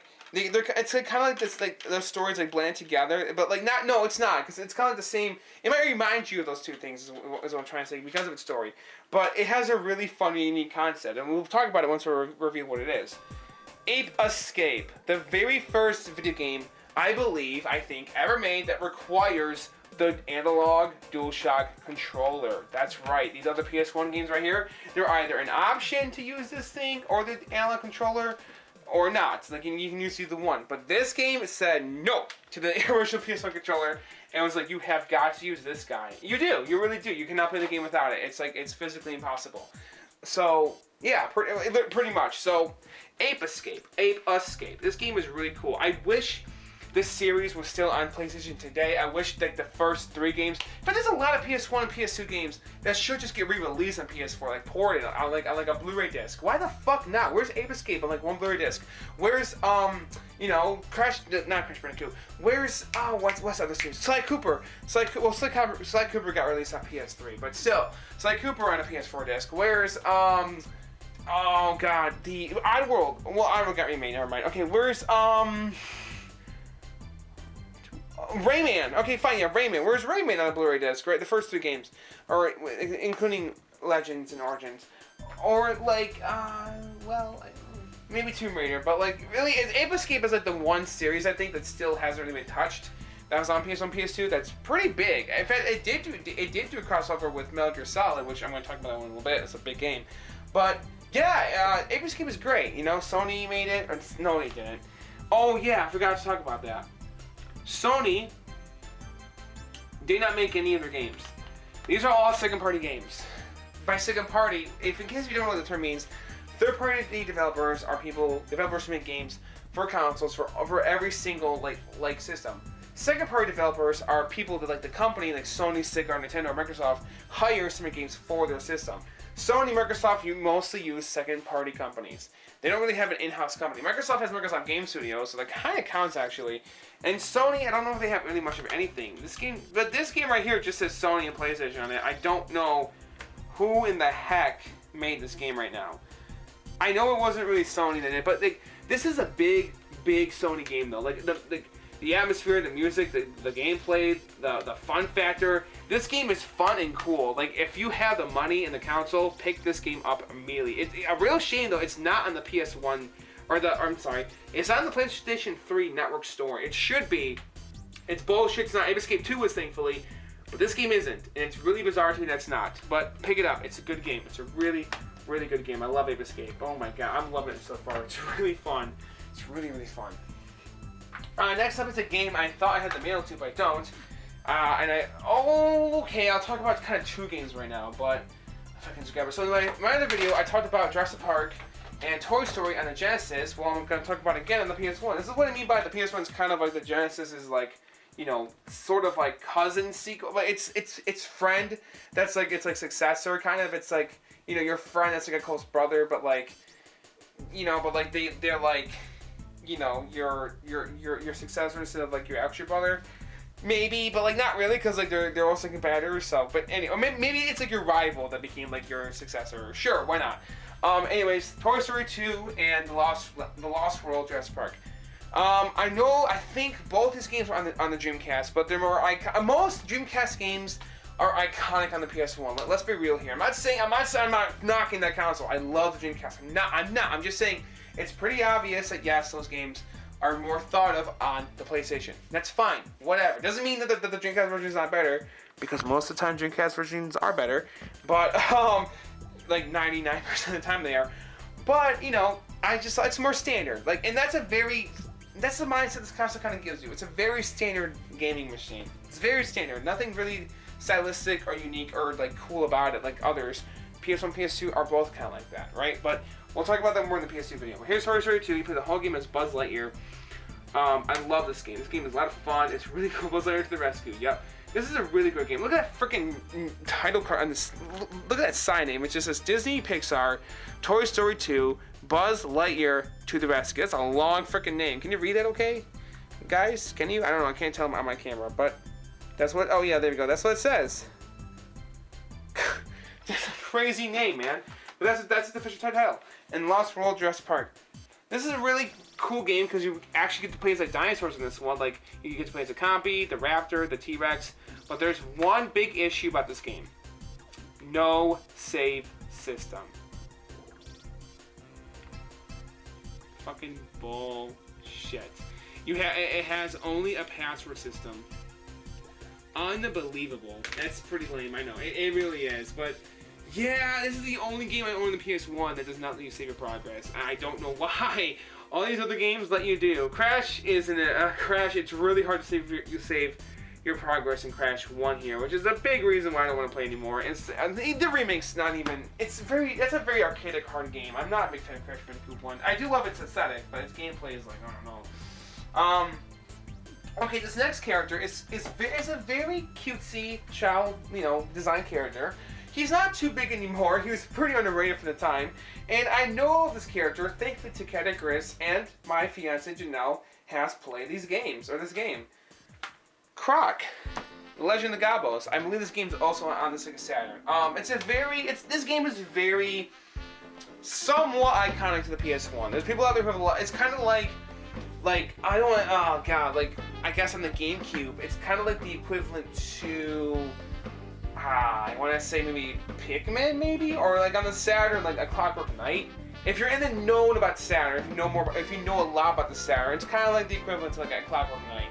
It's a very charming game. It came out on the console. People loved it back then. It just kind of came and went. Croc is what it is. I think there's a sequel too, but it's like a very innocent beginner's game. If it's like, hey, I'm a 4-year-old, 2-year-old. What should be the first game? This game, absolutely, because it's just very it's not too hand-holdy, but it is pretty hand-holdy. But it's a set just tells you this game is made for babies, and that's fine, or children. That's fine, nothing wrong with that, right? So it's a platformer. I can see a game like this. The game like this kind of was my first game ever, like Sonic 1 or Sonic 2, which are a little more advanced than this mini. But still, I digress. I was 4 at the time, or 5, so it's whatever. But yeah, Croc, Legend of Gabos, very famous game on the PS1. Okay, these two games right here are part of a set that I don't own all of them too. Namco Museum Volume 1 and Volume 3. You have your classic Namco games on here. You have Pac-Man, Galaga, Pole Position, Boss Konami, Rally X, Free Rally X, Toy Pop. You have on Volume 1. You have Volume 2. You have Miss Pac-Man, Dig Dug, Galaxian, or is that Galagan? I think it's Galaxian. Pole Position 2, Frozen, the Tower of Dragon. I haven't really played these games yet, but I want to. I used to own this thing for the longest time, sold it, rebought it. I was surprised to finally find Volume 1 out and about somewhere. I really want to get, the other ones. There's, it comes with 5 volumes. I know another YouTuber named, some colleague Johnny has talked about these a little more. Great stuff. That's all we gotta say about it. Why the hell did they pick these? I don't know. Just showing that Namco put their library of past games on the PS1, which is pretty cool. 5 separate volumes. I think that's pretty cool. I think all these games, or at least maybe new ones, got ported over to the PS2 as one volume set. But I don't know. I think all these games stand for the PS2, but I could be wrong about that. I'm not sure. So I just want to talk about that, get out of the way. And then lastly, I'm going to talk about this iconic platformer, and probably my favorite platformer on the system. Next to, I guess Ape Escape is my new one probably, but I love this game, guys. I love this game. This is probably, I think this is the first PS1 game I ever played. This is the first PS1 game. I saw this game at a local used game store of mine back in 2014 or 2013. This is back shortly after I bought the PS3 from high school year. I needed to get games, and this is the first game I decided to play on the PlayStation. And I'm so glad that I picked this one first. The iconic, the beloved, the memorable Spyro the Dragon. Hell yeah, I love Spyro, man. Who doesn't love Spyro? Spyro's great, look at him. And I think some people who worked on Sonic 2 worked on this game, which is a big reason why I love it so much. And did you guys know, some of you probably live out there may know this because of digital gaming or not, and it's just kind of a common fact now, Tom Kenny, the voice of SpongeBob SquarePants, and various other cartoon characters, voiced Spyro in the first game. I think he voiced him in the trilogy too, in general. But yeah, Spyro, man, what a great game. And that's not the only Spyro game I own. Hell no, I also have the Reunited trilogy on PS4, which we'll talk about that one later. And I also own Spyro 2 and Spyro 3, right here. Ripto's Rampage and Year of the Dragon. These games are rad. I do like them. I haven't played much of them yet. I've only played mostly the first one because I want to get through it. This game is so chill. It's just it's the music, the atmosphere. I'm probably playing in the video right now. The way this game just kind of controls and feels, it's just such a perfect open worldy 3D platformer, and that's exactly what the developers were going for. Insomniac. This was their kind of debut before they made Spider-Man for the PS4. Before they made Psychonauts. Did they make Psychonauts? I think they did. They made Spyro the Dragon, the original trilogy. What a great trilogy of games. I love this little guy. I love these games. I love this series. Don't have much experience with it. I think about like 50% done with this game. I'm about halfway there, but I played quite a bit of one. But I love all three of them. They're all really, really great, unique titles. I love them. They're really, really, really, really cool. I could not get enough of Spyro the Dragon. He's awesome. Okay. I'm getting to one of my favorite games ever very, very soon. But next up, I kind of want to talk about these. We have ports of Final Fantasy IV, Chrono Trigger, Final Fantasy V, and Final Fantasy VI on the PS1. These are games I really want to play. Right now I'm playing the heck out of Chrono Trigger. But one game I'm really looking forward to playing is Final Fantasy VI. I've heard a lot of good things about it. I just really want to show this off really quick. These are again dual like disc jewel cases that come with two games. So this Chrono Trigger on one side, and then the other you have Final Fantasy IV from the Final Fantasy Chronicle series. Quick side note: are the first two games on the PS1? Because if they are, I might grab them sometime. I haven't actually looked yet. But Final Fantasy Anthology. Wow. Oh, okay, that happens quite a bit. Yeah. There's Final Fantasy VI, the one I really want to play, and then there's Final Fantasy V. Very cool. Yeah, this is how this console kind of got me into the Final Fantasy series a little bit. And there's one game that I'm really loving that we're going to talk about soon. You guys know what it is. I mean, if you know the PS1, you know this fucking game. Yes, you do. Yes, you do. Don't deny it. Everybody out there knows this game. We'll get to that one in a little bit. A game I'm loving to death. But before I talk about that game, there's a couple more games I want to talk about really quick. This one's kind of cool. It's called One for the PlayStation 1.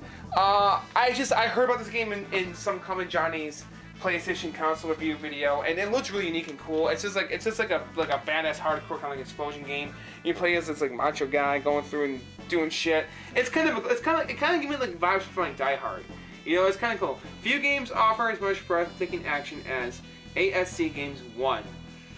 Flip, climb, hang, slide, blast, and fight through 5 multi-level 3D worlds. Rage up with a unique rage meter.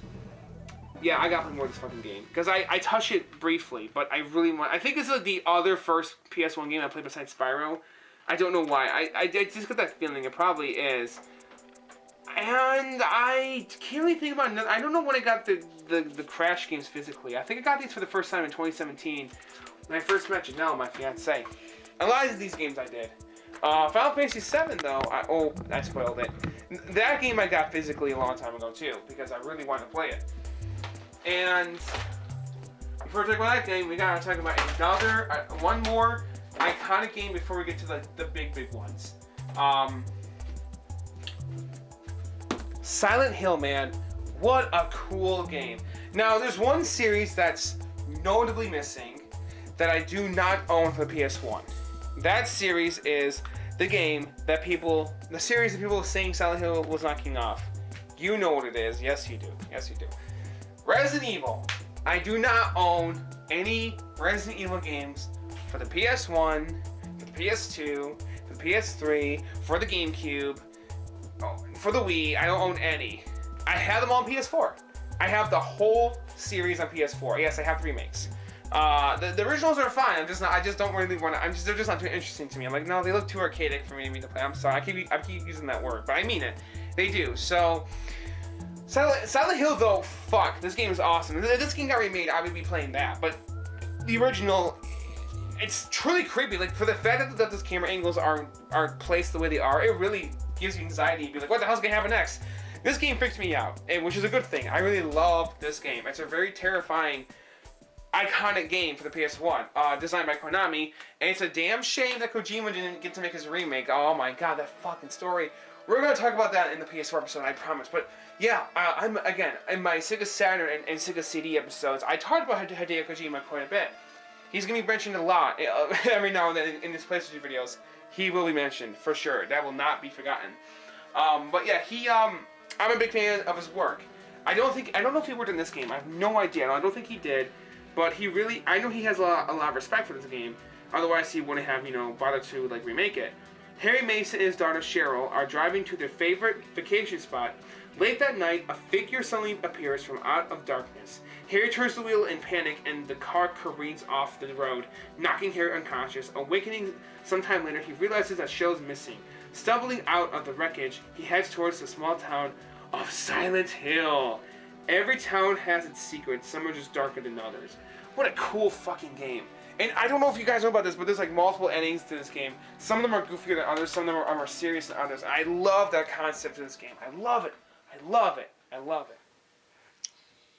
Okay, folks, so here we have my beautiful fiancée, Janelle, talking about PlayStation games with me because I wanted her on for the video because she grew up with the console and I didn't grow up with it. I experienced it very recently, all these games very recently, so I was hoping she could just talk about some of these games, how she feels about them. Starting with maybe these. Tomb Raider?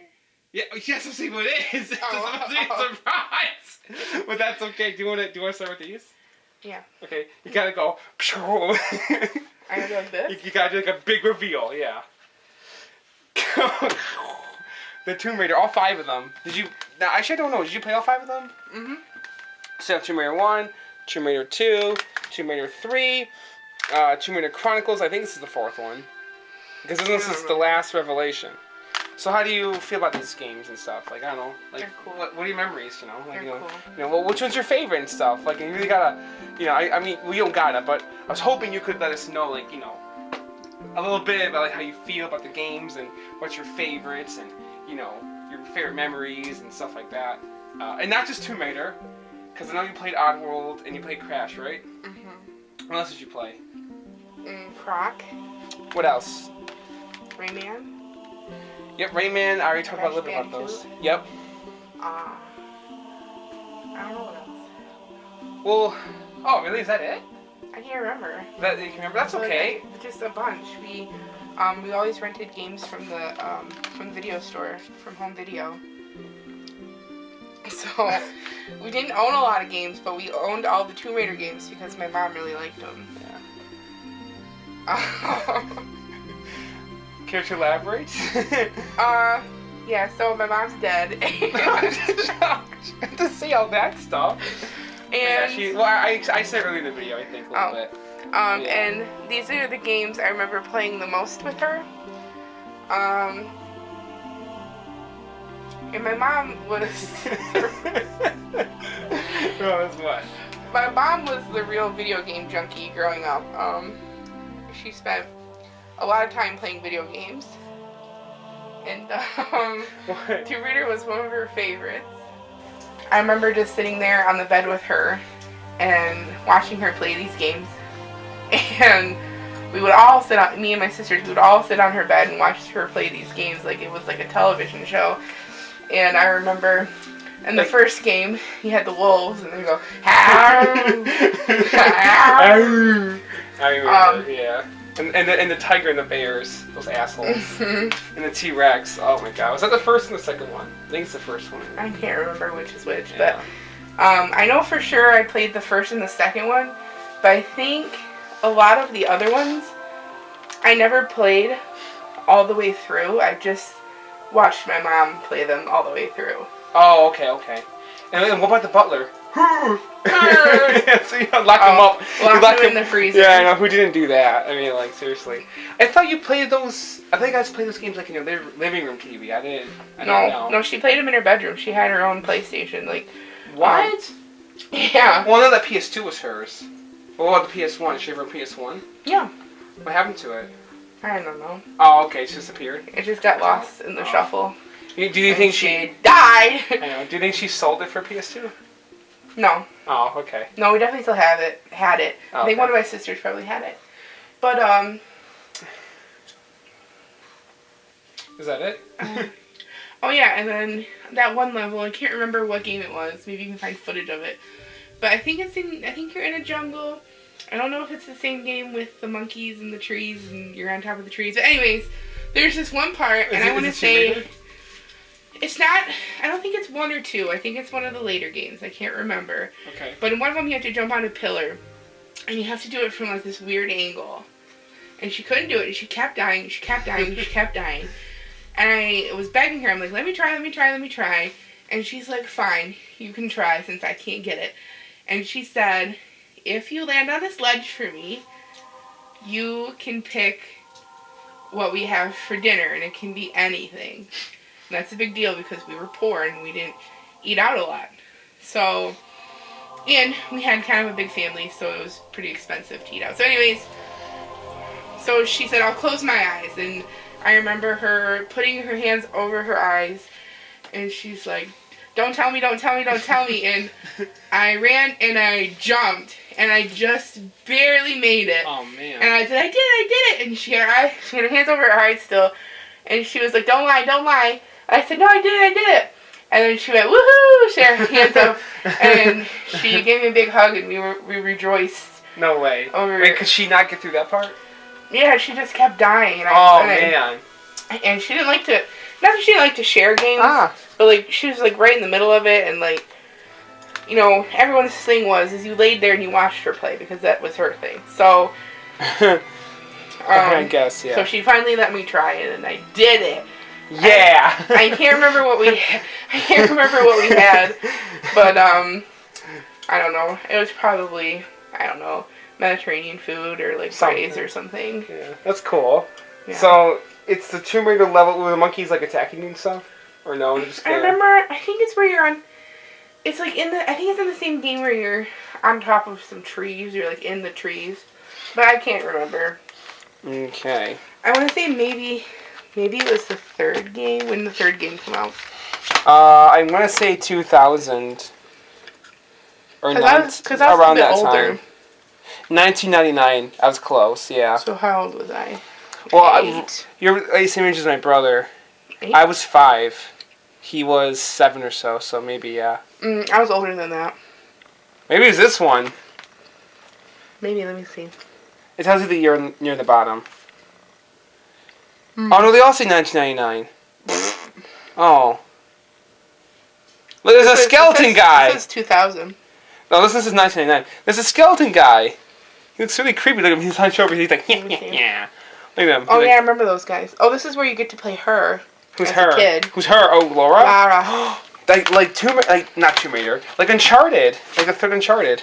And the guy, he's like, yeah. Oh, I cannot wait to talk about Uncharted in the PS3 video. I can't remember what game it was, but I think it was in the later, because I think I remember being like 9, 10, 11, 12. Dear baby. Spin around. I remember being older than 8, I think. Do you want to talk a little bit about Rayman and Idol and stuff? Just asking. Again, Rayman was a game that I didn't play myself until later on. But I watched my mom play it. Sorry, do you know if you had the first 2 or just one of them? Can you remember? We definitely had this one. Because there's like a side-scroller, it's 2D. Yeah. Yeah, the third one's 3D. This one's 3D. Did you have this one or no? I know this game was bigger on the Dreamcast. We definitely had this one. Yeah. Let me see that one, please. Okay, I will, because you asked so nicely. I don't remember this one. Okay, did you have the third one? That one was on PS2. Does it look like that one? It looks like this one. No. Okay. So I think maybe we only have this one. Did you ever tell about how I first saw Rayman? No. I saw it on the Game Boy. I still told her in the video, my brother's friend had it. I was like, who's that guy? And I liked Rayman ever since. But what was your story, though? Oh, that was my story. I just watched my mom play that game, and I... That's it? Yeah. Oh, okay. Alright. Yeah, and, like, I didn't really play it till, like, later on, like, after she was done with it. Yeah, this game's frustrating because you have to, like, complete, like, everything to beat it. No. It sucks. Yeah, you have to 100% it. I don't think it's anything we ever beat. I don't think we owned it, ever. And then, did you play Croc? Oh, yeah, all the time. Yeah, and I was thinking it's like a perfect, like, first, like, baby game, kind of. And I'm like, I think River would like it when she's a little older. But, to me, Croc is a little, like, the controls are a little, like, you know, old. But it's a good game, though. I do like Croc. It's cute. I think we own Croc, and I think, Well, because we have my original copy. That's what you're playing, right? I think this is... Is this the original copy? I can't remember. I think I bought the case, and then we kept the disc, because you had the disc, I remember, right? And then I sold the other copy of it, so then we kept your copy. Oh, so that's my copy, or you sold my copy? I don't think I sold That's not my copy. How do you know? I can tell by just looking at it. It never had this blue ring on it. Blue ring? What blue ring? Or this black ring. Like, it was Are you not sure? that nice. Because I thought they all looked like this. No. Well, I know where the heck your copy is. I can't remember. Well, either it got sold or it's not around anymore. Oh. But I didn't sell your games. Oh. I'm pretty sure, unless he told me to. I can't remember if he told me to or not. I don't, but mine was, it had texture, or at least a different pattern on it for sure. It was more blue. Was it Croc 2? No, you didn't have Croc 2. No, I'm pretty sure it looked different, unless I'm thinking of something else. Hold on. But I really liked Croc. I might cut this out in the video. Oh my god. I'm trying to remember. Croc PS1 disc. They all kind of look the same so far. Maybe it wasn't. Oh, that disc. Oh yeah, I don't know where that one is. Did click on it? Did I sell it? Because it wasn't working right or Hold something? that thought. Okay. So we can't find Croc, boo-hoo, I'm sorry. But there's one more we gotta talk about. Okay. Talk about Audible. Think about the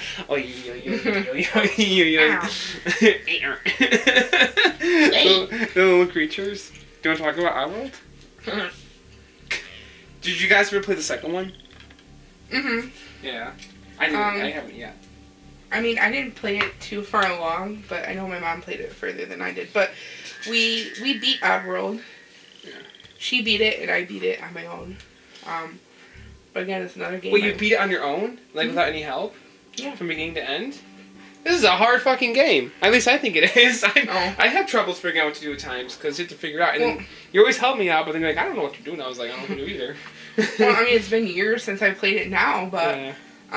Did you have a guide or anything? No, I think it's just from watching my mom play. Oh, okay. And I watched her play it through, and then saw the ending, and then played it myself all the way through. Did you have the internet? Or no, it was just you and your mom? At that point, it was just me and my mom. We didn't have the internet. Oh, wow. We had a webmaster, but it was kind of useless. Oh, wow. Well, good job. You beat a hard game without any guide or anything. The only game we had a guide for... The first game we ever had a guide for, I remember, is Tomb Raider. We were sitting in the living room. It was me, Ray, and my mom. And we couldn't figure out... Who's Ray? Raylene is my eldest sister. And we were sitting in the living room. I don't know if anyone else was there, but I remember the three of us. And we were sitting in the living room. It was late at night. And we're like, we couldn't get around this ding-dang level. And it was where you're in a pool or something, and there's a mirror. And, like, you had to look in the mirror to, like, figure out where to get out. And we're like, what the F? Like, we're looking through the book. We had a Tomb Raider guidebook. And we're looking through the book, and we're like, okay, it says to do this, but it's just not working out. So we called this hotline. They had a hotline for Tomb Raider. They did. Is it on the disc? I don't know. Or was it in the guide? I don't know. I don't know how they found the number. Okay. So, anyways, what happened? So we called the hotline, and at that point, I mean, it was pretty late at night. Like, we hung out pretty late at night, like 10, 11, 12. And they were still open? Either it was open late or it was 24 hours. I don't know. But so we called the hotline, and we were talking to this guy, and we had to tell him which part we were at and what we were having trouble with. And he was just like, oh, yeah, you got to look in the mirror. And we're like, oh, yeah, just look in the mirror. And that was it? Yeah. What the heck did the guide say? Like... I don't remember what the guide said, but it was... use your instincts or something. It was like... right there. Where, let me see. Eidos. Interactive hint line. Here, let me see if I can find it. Right there. There it is. There's the number. It's in the manual. Maybe that's the one they used. Call it. It probably is. So, well, no, it probably doesn't work today. But call it. Maybe, yeah. Maybe some, like...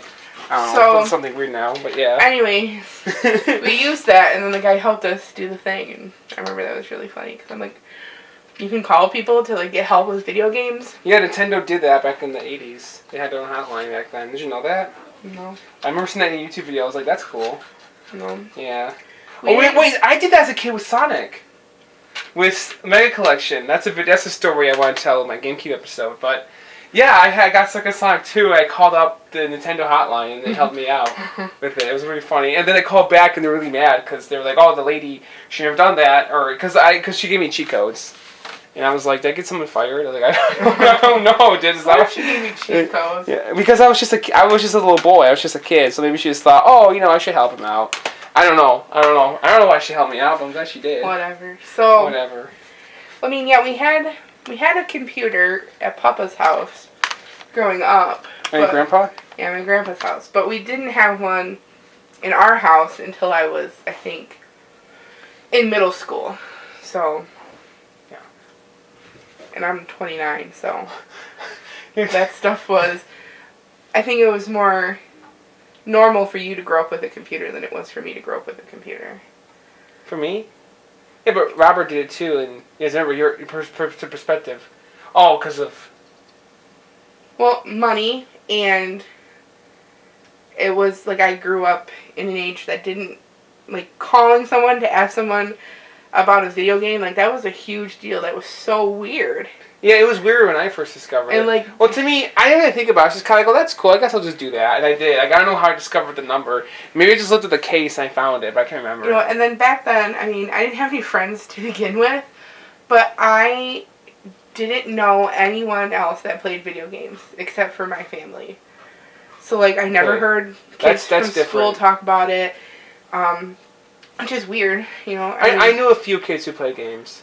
I just thought it was something that people just did, or kids just did. There was one kid who was really fun to me in elementary school, had a Nintendo 64. Oh, my other friend Andy, he had one, and TJ had one. So I just figured everyone's kind of had one. And my neighbor John had a PlayStation 2. So... yeah, I knew some kids who had video game consoles. Yeah, I mean, we grew up middle class, like lower middle class and lower, but not so poor that the other kids around us didn't have video games. But That's crazy. Yeah, and like even anyone, guys, girls, didn't matter. Like I don't remember. That's crazy. Anyone playing games. That's crazy. Maybe I heard about Twisted Metal once in a while, or like racing games, but other than that, no. Did you ever play Twisted No Metal? one had ever talked about Tomb Raider. We never went anywhere really, so I never saw it like at the grocery store or. Twisted Metal's a big one on the PlayStation. Did you ever play that? Twisted Metal? Yeah, which one? All of them? No, probably just the first one with the clown. I heard two. I think he's in all of them. He's in all of them, but I remember his freaky ass clown, and I really didn't like it. I was like, don't be the clown. What's his name? Sweet Tooth? I don't remember, but that guy. don't be the clown. Do you want to talk about Crash or no? Crash. What about Spyro? You never played Spyro? No. I did play Spyro. Yeah, Spyro's great. Can't forget about Spyro. I don't have any memories of Spyro. I just remember being like, I like Spyro. I like Spyro more than Crash. I already talked about it. The first one, at least. I don't think I ever played a Spyro game all the way through.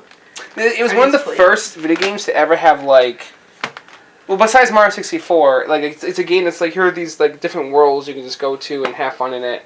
And yeah, kind of like that, so... But Crash, I don't like Crash 1. It's very hard. You play it. I beat that game all by myself as a kid. Well, I probably would have too, but today I'm like, I don't have the time for this game. It's just so freaking hard to get through it and to save and stuff. It's like, it's so hard. But yeah, play it and beat it again. I like one, but the one where you can go to different worlds is my favorite. Like, I think it's the third one. That's my favorite one too. The elevator or whatnot. But that's the second one. Yeah, Crash Bandicoot 2. Yeah, I like that one. When you get to ride the polar bear, be with the polar bear. Yeah, that's the second one. Yeah, but that's another game I watched my mom play, and then I just played it on my own. She really liked Crash. She really liked Crash, Tomb Raider, and she was really into horror games. Did you guys play Silent Hill, right? I didn't. She did. Yeah, she did. I mean, I played them just barely. What about? But I remember Papa the Rappa because Jamie, my other sister, had him. Or Rappa the Rapper. Yeah. I had that game. I remember my sisters were really into it, and like I just kind of watched them play it, and I played it a couple times. Yeah, and then Silent Hill and Resident Evil and whatever is Clock Tower. Is that on PlayStation 1 or 2? I think it's on 2. I think it's on both. Yeah, I remember her playing it. I think. I know you have one of them. I think for the PS2. But yeah, I want to get those games because what about Parasite Eve? No, that's one I want to get later. I had a hair, okay? Or ew, something. I hate you. Shh, don't say anything. Anyway. I'll have to cut that out. Yeah, my mom really liked horror games. I was always too... I hear. I was always too chicken shit to play them. I still don't like playing horror games alone. Even though I love horror, like that's my thing, I don't... It's spooky playing them alone. Yeah, it is. I played this game on Halloween. I was like, I do not want to play this for very long. Because it was freaking me out. That's where you run through the street. Past Halloween. Well, it's when you go in school and there's those little demon kids, and they go like, and then there's the little shadow ones, and they go like, do you remember those guys? Mm-hmm. Yeah, it's this scary game. This is a very scary game. I'm telling you, don't play this one alone. You will shit your pants. I think that I didn't, but you will. You might. And then I remember old school Clock Tower, the old one. So that PlayStation 1. Yeah. Because PlayStation 2 is the newer one. It's the scissors guy. He'd be like. Yeah, I know. And he was super fucking creepy. Yeah. And I remember my mom teasing us about that, and like we'd walk through the house pretending to have giant scissors. And we'd be like, who am I? Anyways. Definitely funny. had nightmares about him. That's funny. That's really funny but freaky though. And then after she died, oh great. I think I replayed all of the old games we had, and then I remember playing Clock Tower and being like, oh shit, Scissor Guy, the newer older one, the PlayStation 2 one. I remember being like, holy shit. You know, like what, yeah, 12? and then Resident Evil. Oh, what's the one with Leon? Resident Evil, yeah, 4. 4. Yeah. I remember playing that. That one. That was probably. 7 was my first. I love 7, but I think I really like 4 a lot too. I like the first one too. I watched my mom play the other ones, but I remember 4 the most. And then, like the very opening game, you're the chainsaw guy. That's the first I can't get past him. Yeah, I know. Yeah, yeah. And I'm always like, I need my mom to come back and be here for me, and we would do that, like whenever I couldn't get through a game, I'd be like, Mom, you gotta come get through this part for me, and she'd be like blah blah blah, and she'd go through it. And she'd kill the guy, but like I always freak out. Yeah. Alright, honey, anything else you wanna add to it? No, my mom's dead. Great. All the memories are still here. Wow. Something to say? Yeah, it was good times, and wow. I'm sad, and even though this wasn't on PlayStation, Animal Crossing, all the new stuff coming out. Oh. And even some Tomb Raider games. She died before she got a chance to play them, and that really sucks. And does. And sometimes I think about that. I'm like, a new Animal Crossing is gonna come out, and I'm gonna be dead. I'm gonna die before it even comes out. Thanks for that. A tidbit at the end, I'm sure a lot of our Nintendo totally that's a very real thing. Totally ditched us. That's how I feel about like Sonic and Dragon Ball and stuff. It's like, is that stuff ever gonna end? Because I'm gonna end one day. It's like it makes me think. It's like I don't know. Like it should end before you die. Like it's great that we have all those Marvel movies, Star Wars movies, Dragon Ball. It's like it's all big now, but it's like it's got to have a finale eventually. It has to. It's just stuff that comes back needs to end anyways, like Star Wars, Dragon Ball, and what was the other one? Oh, Marvel movies. Yeah, I don't know. And it's got but anyways, would you want to be on the PS2 and GameCube episodes? Sure. Maybe? Okay. We should do a podcast, and you should buy me my headphones that I want. Those $150 headphones? I'll think about it. They have cheaper ones somewhere. Okay, yeah, they do. They do for sure. Yes, maybe we'll do a podcast. Quality. This is the podcast. People can just listen to these videos. They don't have to watch but I'm them. standing in the laundry room with my butt against the sink. Joe, you're on camera. Wow. I I can't work in these conditions. I know. You have to put your butt against the sink. I'm not doing that. I need to sit down, but I haven't had the luxury. luxury. Well, then I can get you a chair. Okay, but I still want the headphones. Yeah, I'll get you those headphones. That's off topic. And we should film that even though I'm fat. Yeah, okay. Alright, honey. Is that... like the H3? Is that Yeah, I'll be Ethan. You can be Trisha. Daddy? Oh, man. I wish you said something sooner because we could have done this from the very first... Oh, man. That would be a different format for this series, though, because like, we would have had a podcast with the Nintendo and everything. That would be fun. Oh, well. Maybe it can be a different show. We'll talk about whatever. Yeah, get out of here now. Well, it can be like... Alright, your services are done. Thanks for the show. Fatso and Autistico talk about video game memories. Yeah. I'm sorry, is there anything else you want to add? No, are you kicking me out? Yeah. Oh. That's fine. Well, if you're all done, then I need to finish the video. Yep. Okay, my mom's dead. Bye. Come on. No, don't end it like that. She's dead. Goodbye. Come on. Seriously. You gotta end somewhere. Good times. My mom's dead. Well, did you like talking about all this PS1 stuff? Yeah, it reminded me of my dead mother, so now I'm gonna go cry. Oh my god. Well, thanks for being on the show, honey. Yeah. I appreciate it. Yeah, you're welcome. Yeah, I love you. To your one viewer. No! Yeah, it's you. No, I'm kidding. I don't even watch your videos. What? What? What? Gotta go fast. Bye, honey. Love you. Bye, thanks. Bye. Don't forget your CDs. So where can you find those other games? Alright, bye, honey. Love you. Peace out. Okay, have fun with the dogs. Make sure they're being good. Wait! Since I said that. Go, Chase, go! There you go. Go and get. Well, ladies and gentlemen, that was really fun. I really appreciate my wife being on the show. That was really great, because I didn't think for sure she would do it or want to do it, but I'm glad she was on it, so I am thankful she was. So now we're going to end the series off with two giant games. You guys have to know what these games are. Like, there's no way that any of you out there did not see this coming. I really saved what's considered to be the best for last. And these games today are still considered to be the best games in gaming, the best games ever made. So you guys should know what these games are. They're coming up. They're coming up right now. We have the badass motherfucking juggernaut tactical espionage action game, Metal Gear Solid, the first one ever. Well, not the first Metal Gear game, it's the third one. And we have the 7th Final fucking Fantasy. These are the biggest games on the PS1. There's no doubt about it. There's no question about it. There's no bigger game besides maybe like, I don't know, Xenogears or something on the PS1 or Oddworld 2 or something. I don't know. But like, just what these games are and what they did for gaming is super important. And you also have the after-mentioned Metal Gear VR missions. Just want to throw that in there really quick. When you with Gray Fox on the front cover there. But yeah, man, Metal Gear fucking Solid. It's been a minute, man, since I talked about these games. Well, I've been really into Metal Gear recently. I'm actually playing through 4 right now for the first time. I love it. I don't care what anybody says. But the thing about Metal Gear Solid is that I don't have like a strict favorite one. That's my absolute favorite one. I love all 4 of them.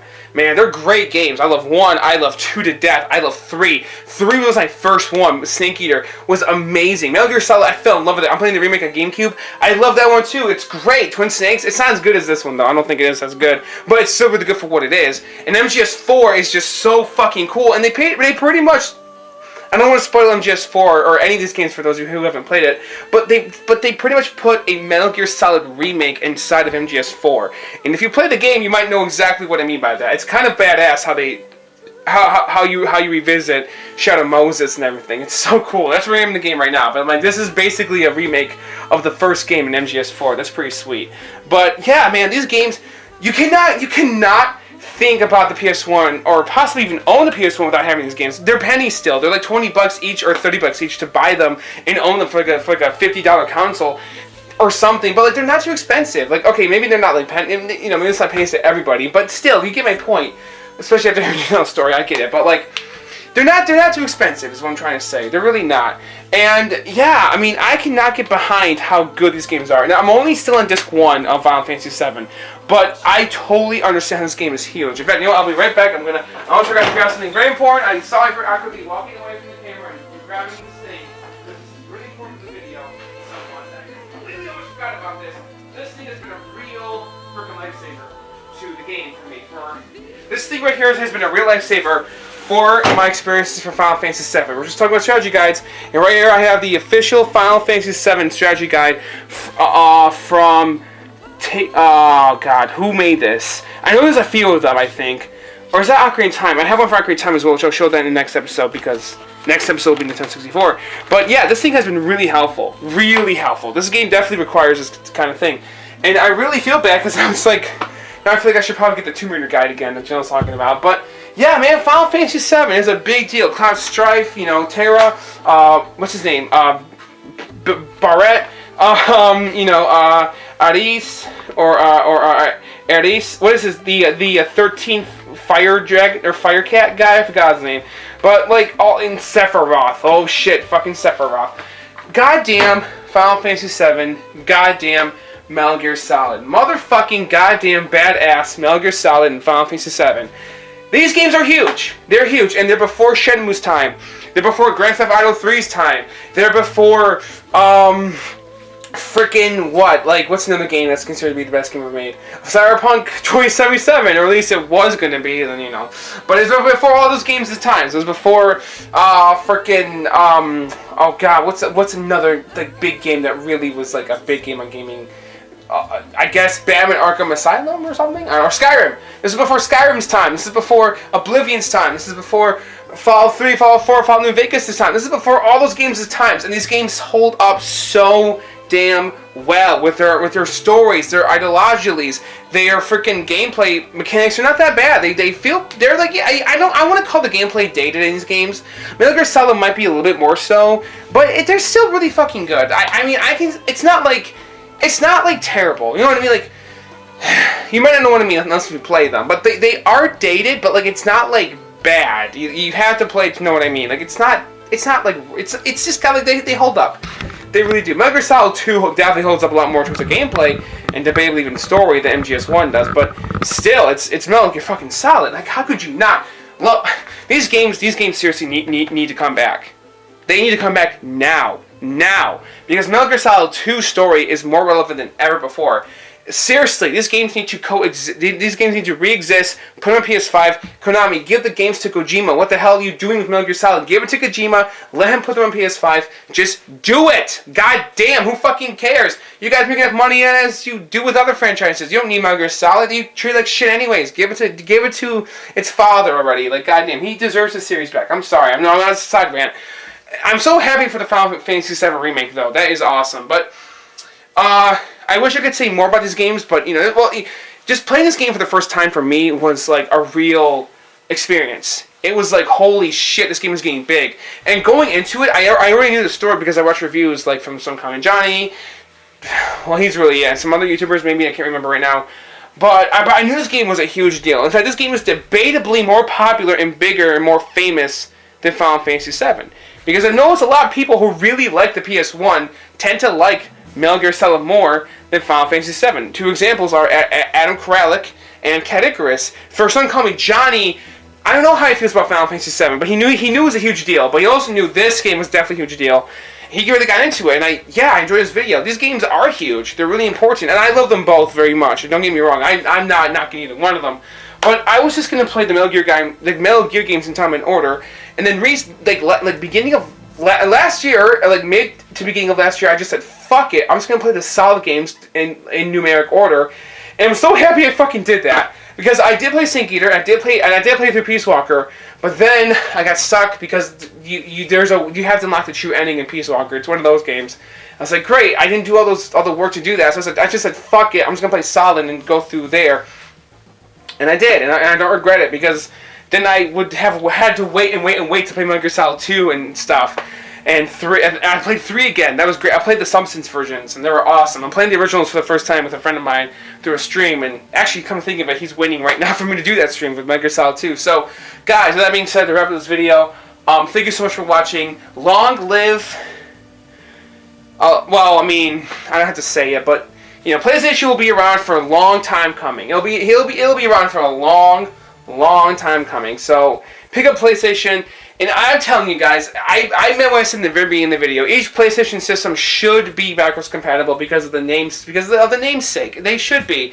And I've been saying before, I always thought like, well, what if Nintendo like re-release like old like consoles and games? The thing is, Sony could do that. They could keep pumping these out in today's market. They could re-release these games like DVD and Blu-ray size cases for the PS4 and 5 if they play PS1 and 2 and 3 games. They could do that. They could keep pumping out these games. Maybe they would lose money, but I don't know if they would. I don't know how that would all work. And they can just keep like pouring them over and over and over and over. And with memory card reader adapters, which I'll get to that device in the PS3 video. And maybe they could integrate some games with trophies with some like software updates and stuff like that. I don't know. Maybe it could be possible. I don't know. But yeah, guys, I would love to see Metal Gear Solid have a comeback. It's one of the only PlayStation franchises that hasn't really truly had one yet. At least the first one hasn't. But it's kind of like it's like a gaming icon franchise and series that's just dead now. It's just gone in time. It had its run through PS1, 2, 3, and 4, and that's just gone forever. It's really depressing when you think about it. Metal Gear Solid pretty much died in 2015. That's really fucking sad. It's like, that's it. Like there's probably never going to be a remake. There's probably never going to be a 6th game. I would love to see Kojima have his franchise back and re-release it.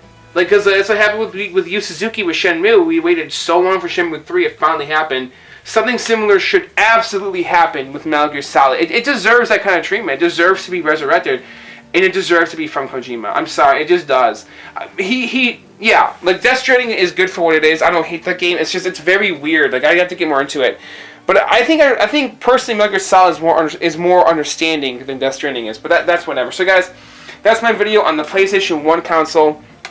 Thank you so much for watching this video. Will this work? Whoa! It's gonna fall over probably. Let's see. Oh yeah! All right, I'll see you guys in the next video. And then so if you're gonna get out of your way to pick up a retro video game console, look at NES. Well, NESs don't really have these, unfortunately. But like say a Genesis or a PS1 or a Super Nintendo or whatever or PS2, get one of these devices. By Pound. Pound is the best ones. These are not too. Now there are like better like ways to upskill your consoles, but this is like the most affordable best way to do it. These are only, I think these keyboards are like $20. Maybe they're 30. I can't remember. That's not. Okay, it's a little pricey maybe, but that's not too bad. But I recommend buying these. Pound makes them for the Genesis. They make them for the Dreamcast, I believe. I think they do. I can't remember. They make them for. I think they even make them for the Saturn. I think so. But they make it for the PS1 and for the PS2. It says PlayStation 2, but it works for PS1 also. Because I have 2 of these, and yeah, that does work for the PS1. So, oh yeah, right there, it tells you in the back. That's right. And the Genesis one works with the Master System. So that's a bonus. So, yeah, pick up these HDMI cables if you don't want to get every way to have a CRT TV like I do, and you only want to play these retro consoles on a modern TV. There's no shame in that. And if your modern TV doesn't have AV, like, like output cables, like these, for example, or the component, there's no shame in getting these. You may not, just buy the console if you don't have the money for it. Wait a little bit till you do, and then get yourself one of these. And there you go. That's all you have to do. So, yeah, guys, if I were you, I would actually buy one of these maybe first before you buy everything else. Just so then at least you have one. So then, yeah. But, guys, with that being said, if you can't buy them together, I don't know. But, guys, that being said, thank you so much for watching my episode. It was long. I thank you so much to my fiancée Janelle. And if you heard her stories, if you actually stayed around to listen to her talk and hear everything, I thank you for that. I'm grateful for that because I really appreciate hearing her past experiences about the PlayStation. Well, yeah, of course I would. She is my fiancée, and I love her. But I really appreciate that she decided to come on and do this because we both thought it'd be fun, and I'm glad she did it. So yeah, guys, I appreciate the whole thing. I appreciate the whole dang shebang.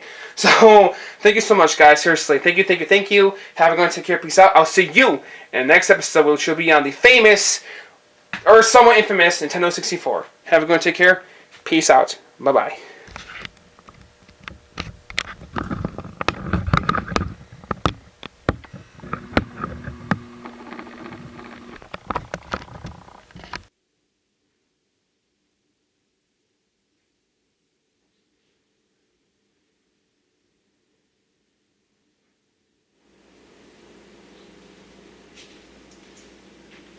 Okay, guys, are you ready for some PlayStation 1? And I got my iconic PlayStation shirt on for a special occasion. You guys ready? Here we go. I put in something classical that you'll all instantly recognize. Here it is. Yeah. Alright. Now my TV screen's a little dusty. There it is! PlayStation. That's what it looks like when you boot it up, in case you've never seen it before, which I'm sure a lot of you have had seen it. Uh-oh. Fix that a little bit. Hold on.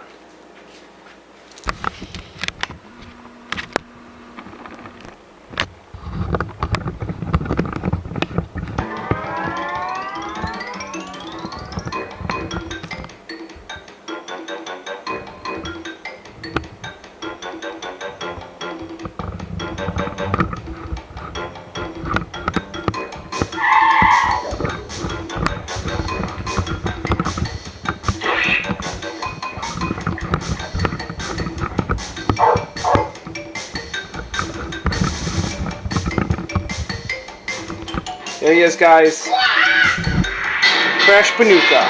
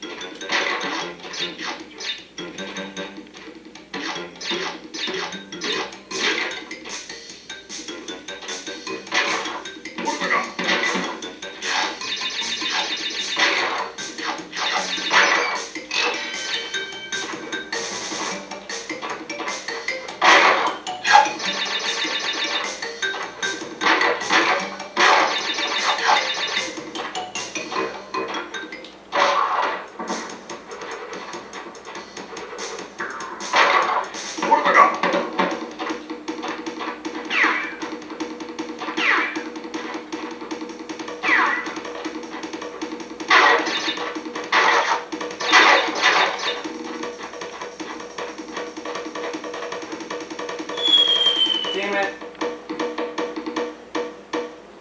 Oh man, that's not